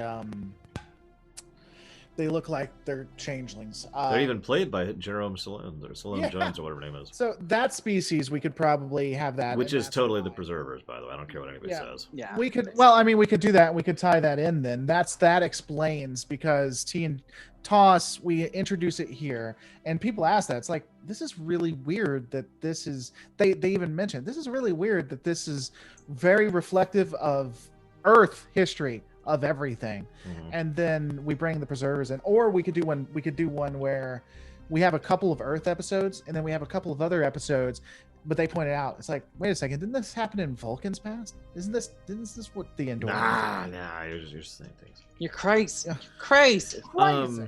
And then you tie it into that one episode. Another idea. Christian channel, sir. I don't know. God damn it. The next thing I was thinking. Lord. It always amuses me when someone says I cuss a lot because I say the word damn. Every time I hear that amuses me for some reason. That is funny. Yeah. I'm just such a huge potty mouth. Damn it. So, this is not a game I can play while concentrating quite as well. The Yeah, you're getting TOS. the hell bit out of you. Yeah, I mean, it's Mr. Sandman, man. The arcs. So okay, let's zoom the camera out a little bit. Do we want to do any arcs or string continuity in TOS at all? Well, that's what I'm saying. I would use, because TOS doesn't really have anything to it. I would use it. It would be establishment. So we'd establish the Prime Directive. We'd establish Starfleet. We'd establish everything. So that would be a large part of what they are. That'd be a large part, like procedurals, explaining what it is, so that we can get into the other stuff. But then we could also again tie in plots. Again, since we're doing this from the beginning, we could actually have the Dominion even here. At some point, if we wanted to. Are we? Timeline Are we wise. for this rewrite? By the way, we've been generally ignoring it, but are we going to ignore Disco and Picard? Yeah, we are. We're doing that. Okay. Shrug. Because I'm just saying, Not if you did want to include Disco, you could do some like TOS could be some like ramifications from the Klingon War stuff. Yeah, I mean, I don't mind that, but I want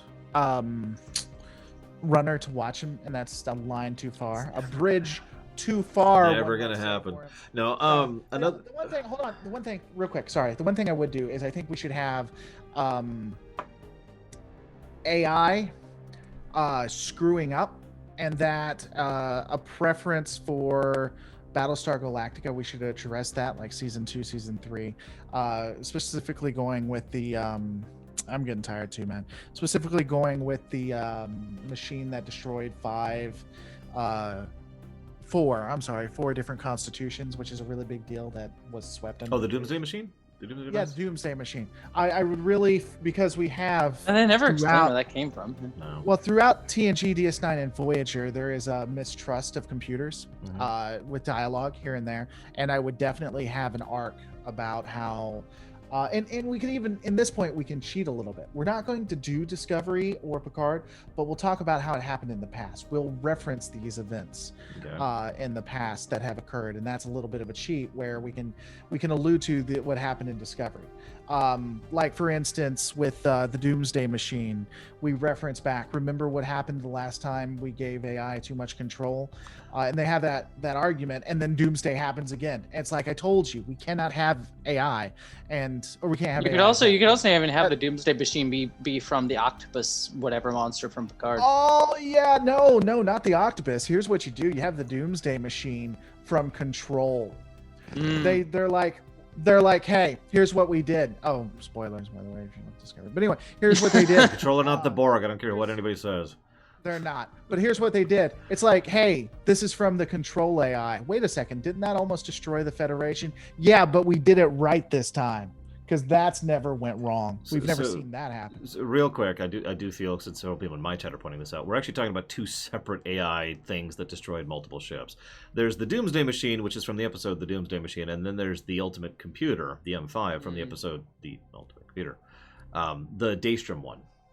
Remember The one that brainwashes Zuhura and no one ever bothers to care about that? No, it's actually a third one.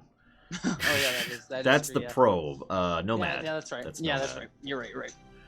Which ends up in lower decks, apparently. Is it really? Yeah, it's in a closet in lower decks. Oh, God. Which episode? In the very first episode, Second Contact, that closet that Boimler's in doing his little log, the very first scene, you can see I Nomad. never signed Wow. You can They see just Nomad. shoved it into the closet. Go in there, Nomad. And yeah, there's also seems like V'ger if you want to something get down to they it. do. Too. There's actually a lot of AIs going wonky in TOS, Honest so we to have God, plenty that of room seems for like that. something. Honest to God, seems like something they do. Seriously, they just deactivate it and then just throw it somewhere. Yeah, and it just keeps getting transferred from ship to ship. It's like, we have this probe. It keeps getting transferred. Starfleet would do that. They would just transfer, and it would. It's like, I don't know, stick it in the closet on the new ship. I don't even know what the fuck this thing is. Yeah, it was apparently brainwashed somebody at one point. Fine. Let's let some ensigns deal with it. Nothing's going to go wrong there. One thing I do want to say is, with regards to TOS specifically, is I would eject almost all of TOS Season 3 and replace it with an idea they don't properly address, which is the Klingon Cold War. Because, and Cold War in the more proxy war sense of the word than the we're not at active conflict sense of the word. I love the idea of the Federation moving and working through anyone else. Like it will take anyone we can take, and we'll work with you, and we'll do this and we'll do that, and we'll just please join our side instead of the Klingons. you don't want to be part of the Klingon hegemony and blah blah blah blah blah. I think And that can would build be into the movies pretty well too. That's what I was gonna say. Even though it may not work from a date standpoint, I would have the Klingon Cold War lead ultimately into undiscovered country. I mean, I you would- can. I You would- could I would make that start work, real yeah. background, Emma, Yeah. I would start building preludes to undiscovered country, like in season 3. Start talking about who was the chancellor. Gorkon. Gorkon. Gorkon. Start talking about, hey, did you hear about this Klingon? He's starting a different movement and it's peaceful. What's his name? Gorkon? That's never gonna happen. That's probably not. And yeah, he hasn't actually taken Could power yet or anything. yeah. If you wanted to connect Discovery a little bit too, you could be like Laurel's doing some stuff as Yeah. well, like push So- back again. So and here's the thing you could do too. You could have a standoff, and then you could reference in an undiscovered country. You have a standoff between the Enterprise. Here's what we do. You have a standoff between the Enterprise and Gorkon, and Gorkon's the one to actually stand down because I it's the like more that. honorable thing. Yeah. And then in undiscovered country, Kirk's like, "Why the hell? We're ready to go home." He's like, "You two have history. This is the only thing that makes sense. He wanted you. Gorkon knew that you were a captain he could count on." And we could even build up season 3 Kirk versus Kirk post his son dying. Mhm. Like, it's not the same person. And before Gorkon gets killed, spoilers, before Gorkon gets killed, he even notes that. He's like, who are you? This is not the Captain Kirk that I faced off against. You know? And This you is could not the even and even sorry. point out, he's like, if you were this person when we were at whatever, the Battle of Versailles or wherever the hell it was, I would have fought you to the bitter death. I stood down because you were honorable. I stood down because it was honorable. I would not have let myself be, dishonored by. You could even tie this in even a little bit better too with Search for Spock by having Doc Brown Klingon be more tied Krug. into the war instead of Krug be more tied into this sort of the political machinations instead of being a lone agent. Like maybe he's on the side. If there is like a Klingon sort of power struggle, maybe he's on the non-Gorkon side sort of thing. Actually, as a further addendum, I like the idea that he was on the Gorkon side. Then he finds out about Genesis, and he's like, wait, what? The Federation has this massive planet-destroying weapon? Screw that! And then he switches sides. Yeah, and so then Kirk sees him as like, oh, you worked for Gorkon. Yeah. Also, I would further add to your idea, Lorilla, which I like very much. Kur has always been a part of the Klingon nobility, right? Upper aristocracy. Aristocracy. There we go. Couldn't speak. And I would have Kur and his positive interactions with Kirk tied directly into Gorkon. Gorkon being so basically, Kur would either be part of the Gorkon faction, or perhaps Gorkon would be part of the Kur faction, and Kur would be the kind of person who would sell them on the idea of, there's Federation people who are awesome. Are you kidding me? Let me tell you about this one captain I went up against. Oh, it was great. He was legit. He was honest. He was honorable. He came at me straight to my face. He didn't even smile to my face and stab me in the back. It was such a refreshing breath of fresh air dealing with this guy. On that topic, we were talking about miscellaneous changes, which we talked about transfer, Universal Prime Directive. Klingon honor, I wanted to get addressed. I want Klingon honor to be undiscovered country Klingon honor, which means it's not, honor doesn't necessarily mean you're the greatest warrior. It means you do what needs to be done for the Empire. I'm fine So with that, yeah. so if you're an engineer and you discover some kind of way to make warp go faster, or you have the most finely tuned ship in the fleet. Or you're You that have botanist in the Drumhead. Yeah, or if you're just the best botanist, if you have discovered things in science that no one else has ever done, then you have brought honor. You don't have to be a warrior. Now, warrior is the best and fastest way. Yeah, but I it's think like, I like the idea of it's all about the battle, because you see that one Klingon lawyer in DS9. That's actually exactly what I was about to point out. Yeah, it is just Yeah. another form of testing yourself, of really pushing Right. yourself, which is what. And I've just to be clear, I know this is probably already true, but I would absolutely codify the idea of fake honor and real honor amongst Klingon culture. I know Moore always intended that. Whether that's canon or not is debatable, but I would 100% make that canon. We could codify that in TOS, the seasons of TOS. Mm-hmm. Yeah, we could do that early on. Yeah. So by the way, this is my 10-minute warning. I do need to get to bed soon. No, sir. We have season 2 to get done, and then the movies, and then we're done. TOS season 2. We just got to rewrite over 50 years of shows. Yeah, 50 years takes more than 2 hours, sir. Okay, so season 2 of TOS. Just procedurals, you think? Maybe building up and explaining what the Federation is. Yeah, you can just use it to like sort of build out the universe, but like in one-off little ways. And maybe we need to introduce some aliens here that we don't get to see in TOS. I would add Ferengi. I would add Ferengi to TOS season 2. You could add maybe even the Cardassians, possibly. I would change Space Seed to make it not incredibly sexist. I mean, that's just a general rule, I would hope. I mean, yeah, that is kind of a general, but I point that out specifically because that is an excellent episode with that one gaping flaw. Like, it's one of their best episodes, other than the fact that there's this giant thorn of him being this horrifically abusive jackass to her. God. We should still keep season 1 TNG is just incredibly horny, though. I still want that. Oh, yeah. Gotta have sex in Trek. It's just mandatory. So the only major thing we need to address then, because I know you gotta get, man, I want to sleep too. I'm right there with you. You said season 7 of TNG. We have to do some movie establishment. What do we need to do there? And then I think we'll be good. Oh, no. So what I meant by that is we need to decide what we're doing for the movies first, then go back and set TNG season 7 to lead into that. Can we just completely get rid of the entire plot of Generations? Like, keep the whole Picard beating Kirk, but do we have to keep the whole Nexus bullshit? Well, actually, that's a good question. So we had Reloaded and I had an idea that we have so many, like we have to operate under some of the same premises, but we have some reach, like we have some stretch on how we do that. Right. So, for example, we could look at the Nexus as one of the things that we could just kick out of the window and say that's one of the things we're ignoring for this one. Yeah, because I feel like the whole conceit of Generations is just Kirk meets Picard and they do a thing, and Kirk dies. Well, that would be the key. So Generations, I'm not tied to the Nexus. That's gonna. Doesn't matter in any way. It's just a holodeck. It's just a holodeck. It's a MacGuffin, is what it is. But it's a holodeck time travel device. Sorry. We do have to have Kirk die. So in Generations, Kirk has to die, but we don't necessarily have to have the. You could do something that they do in the push. We could even push it because we did that. We did that in the movie a little bit. We could even push his death, maybe to First Contact or something like that. But Kirk has to die at some point. That's coming. Well, down. I would still do it at the end of Generation, but you can maybe build off of it and have that like Scotty, Spock, McCoy reunion thing, and have that be in the First Contact. But here's if you want to keep the same. If you want to keep even the same visual of the Nexus, do either of you know the book series that was in the Star Trek novel thing that they did called the Genesis Wave?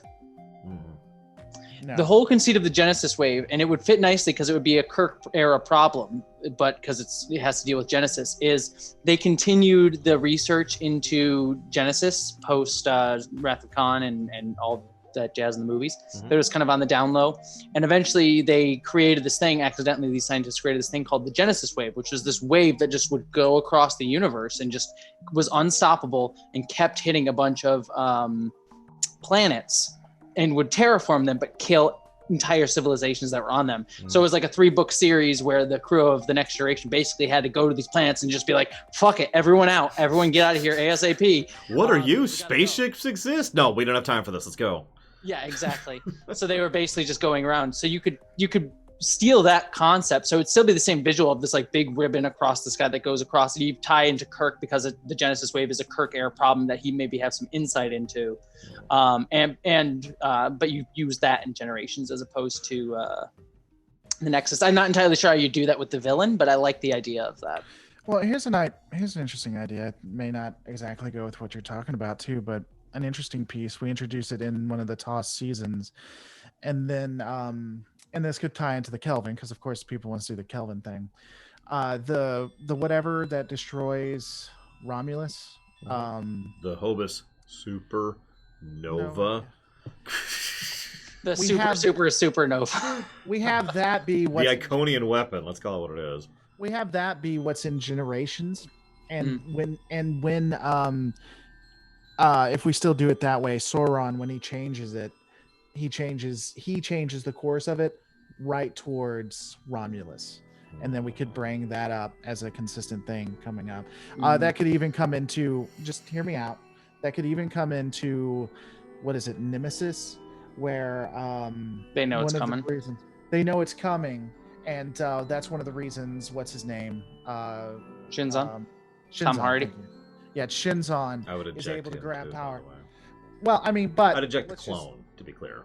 let's just say Shinzon or whatever, an authoritarian power comes into control because Romulus is just tearing itself apart.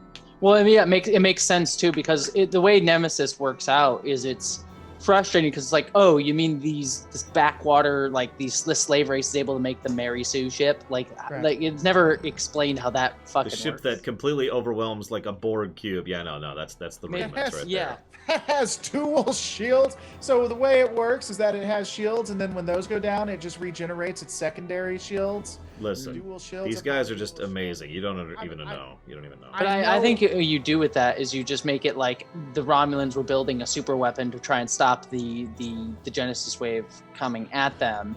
That Shinzon then creates an uprising to gain control of it, and that's where he gets he gets control of the ship. They don't build it; he just sort of like does an uprising, gets control of it, that they were building it to stop it, and reuses that as a weapon as opposed to a way to stop the wave. And then this is another thing, but a part of it, the reason why, and I know we're getting off course a little bit, but the reason why Shinzon specifically asks, because and here's how we pull it through. So Starfleet has been for years and years saying, let us help, like what we saw in the Discover in the Picard comics, right? And this authoritarian takes over and says, great, you know what, we want help, send the Enterprise. And the reason why they want the Enterprise is because they know in Generations Picard had something to do with the changing of the ribbon, which is ultimately going to destroy Romulus. And so they want to exact revenge. And then Runner falls asleep. No, Runner's just thinking. And he's debating your ideas versus the idea he saw in chat a minute ago. And he's talking in third person for absolutely no reason. Well, that's probably because he's tired. That is probably because he's tired. One of the ideas I saw in chat, and admittedly this was probably said as a joke, but I have to admit this kind of made me raise an eyebrow a bit. We could tie in the temporal Cold War Generations. Yeah, we were talking, I don't know if you were here before. Anytime we can't explain something or we want to do something that makes no sense, we're gonna temporal Cold War. I sigh at that, but I was actually thinking about it because I kind of like the idea of the temporal Cold War taking the focus of a film. You know, it could be interesting in Generations. So, one of the things we could do. This is getting off course, and this would require a complete rewrite, which we could sleep on and come back. But one of the things about, and this is just off top, but pull it back into what was going on in Voyager, where let's say in Generations the temporal Cold War comes in and the Romulans get screwed over, and the Romulan faction in the 31st century is irate. And so we have that happen in Generations, right? But then that ties back to Voyager, where something bad all those happens. time ships and Something bad happens in Voyager. Maybe in the original timeline, the Federation had spread to the Delta Quadrant and was doing really well, and that to exact a penance, so there's no war, the Federation agrees, okay, we're not going to be there. Again, that's just an interesting thing. You could also tie in Year of Hell better into the temporal Cold War in some way. Just an idea. I mean, we don't have to do that, but if you want to get really convoluted with the temporal Cold War, which is super easy. the one of the initial pitches for Future Guy, besides it being Archer, was that it was going to be a Romulan. And so if you do have the Romulans get fucked over, Future Guys back in Enterprise is trying to write the course of events to try and fix that Romulus gets destroyed. Right. I mean, I don't hate it being. We don't have to go convoluted, like what I just said, but I don't mind it being an actual, doing something with it and having it be a part of that. I might even try to include other, because if we're going to make a temporal Cold War, why not try to include another captain? That could be interesting. Kirk, Picard. Well, I mean, it's called Generations, right? Yeah. Why not actually go with that idea? I mean, hell, I mean, here's if you wanted to add one thing to the whole canon, like we can't change any movies, if we can add a thing, you could have like the final film be a temporal Cold War film that brings all the captains from all the different things together, because temporal Cold War, and it's this big event, and it's like, and we're done. We'd have to be really careful with that, because I don't want to have a Doctor Who vibe to it. But I was actually just about to say that sounds like the Five Doctors, which is a good story, by the way. It's just does sound like the Five Doctors. Either, if we didn't go with that, though, another thing in Generations, going back to the Year of Hell, pull Janeway into it. Give her a significant role there. It would be interesting. It'd be interesting to see Picard, Kirk, and Janeway work together, or Picard, Kirk, and Sisko. I think would be three different personalities. I got it. I've been putting it together in my head. Hear me out for a second. Generations. I don't know why Kirk is being dragged forward in time. That needs to be workshopped, but there's a reason for it. Probably as a direct consequence of someone else doing something, and this is kind of a side effect, like not a deliberate intent. And Kirk, of course, has experience with time travel, so they actually decide to be overt, like, okay, look, you're stuck here. So this is your life now. We're gonna have to adjust. And Kirk's like, okay, fine, whatever. So Kirk is actually in the present. No Nexus. Eject the Nexus entirely. It's gone. But the villainous plan, and I like the idea of having this tie into the Romulan thing eventually. The villainous plan to do with the Genesis wave thing you were talking about. I'm trying to think how to explain this, but basically you'd see Voyager periodically. And that's what the enemy is on, is Voyager. And keep in mind, Voyager hasn't started yet at Generations at this point in history. Yeah, so this would be the first time we've seen the Intrepid class, the first time we've seen that ship. We wouldn't see on the ship. There would be no Meanwhile Elsewheres on the bridge. It was just the ship would be there, and they would be part of the enemy team for reasons that are not properly explained. And that would... And the point of this all, of course, is when we get to season 6 of Voyager, it would finally be explained when they start doing their temporal shenanigans. Why? In fact, no. Basically, you're pulling a Babylon 4. What I really want to do, though, is take that even more. I want Voyager to show up here and there. Mm-hmm. And this would have to be mapped out. And we'd have to figure out which order it happens in from Voyager's perspective. But we would finally see what the heck this random ship's been appearing across Star Trek history for decades, centuries actually at this point. And then season 6 of Voyager comes along, which is the Year of Hell and the Temporal Cold War season. That's where the time travel stuff really comes into the foreground. And we finally see what the hell they've been doing this whole time, and more importantly, why they've been going back and why they've been interacting with these time frames. Almost assuredly, in each case, probably to prevent something else from going bad, or to prevent some other agent kind of thing. Sorry. We could give no, and you do the original pitch that Year of Hell is supposed to be an entire fucking season, and do you have that whole season be that? Yeah.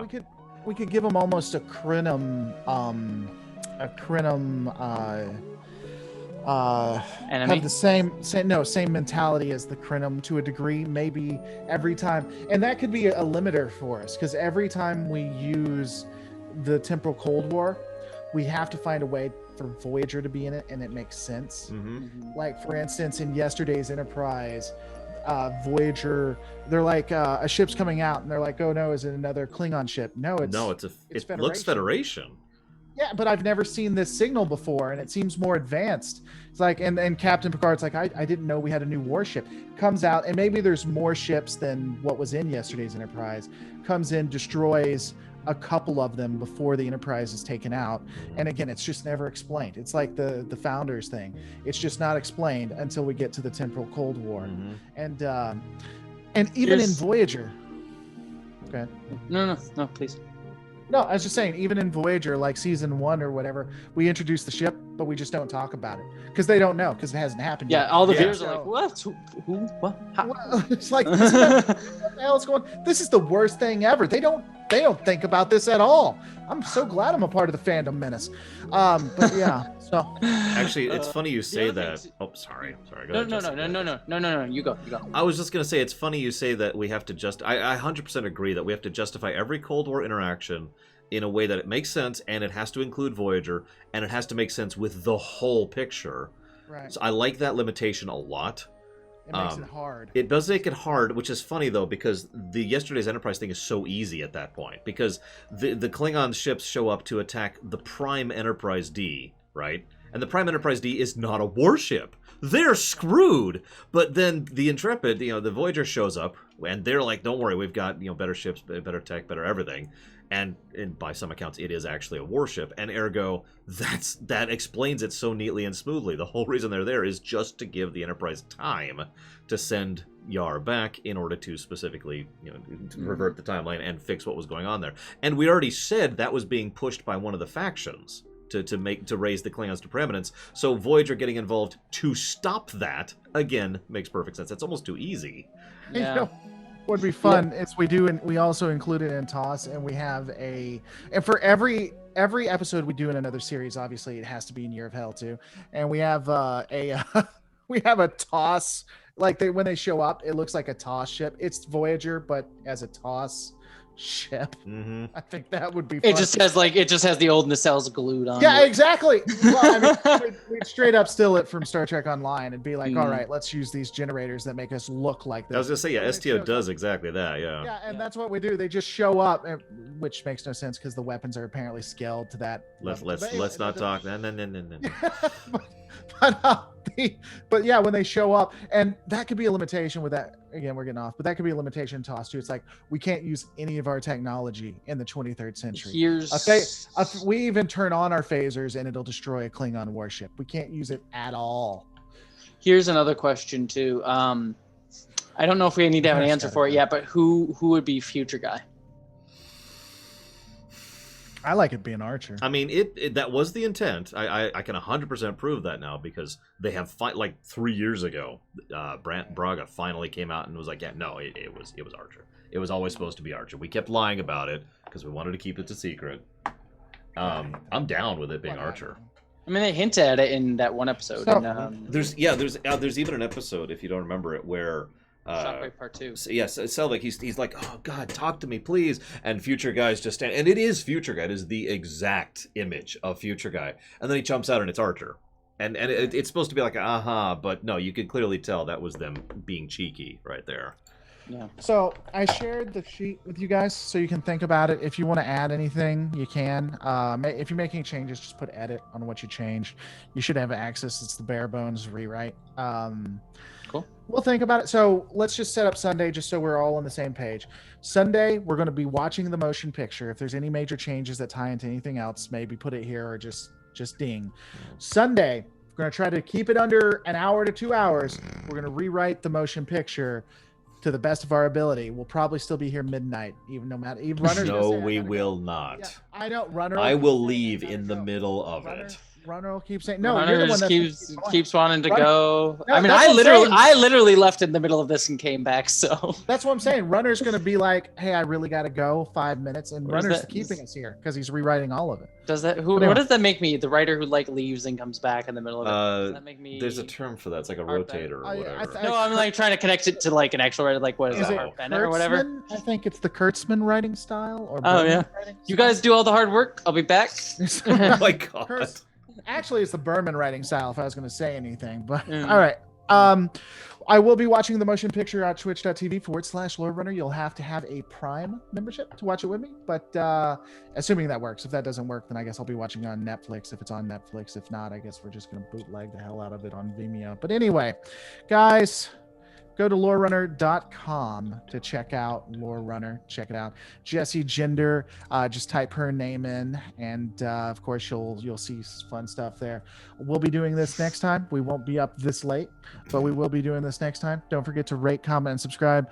Guys, we're going to see you on the next Lore Reloaded. And I'm going to cut off on my end as well because I am also streaming. Thank you everyone for joining us. Obviously tomorrow 9 a.m. EST is going to be Oblivion as per usual, And like I said, I'll probably also be restreaming this. Jesse might. You should totally do it, Jesse. I'll start streaming next week. Okay. I'll see what I don't have to have 3 chats up. That's gonna get really confusing. Anyways.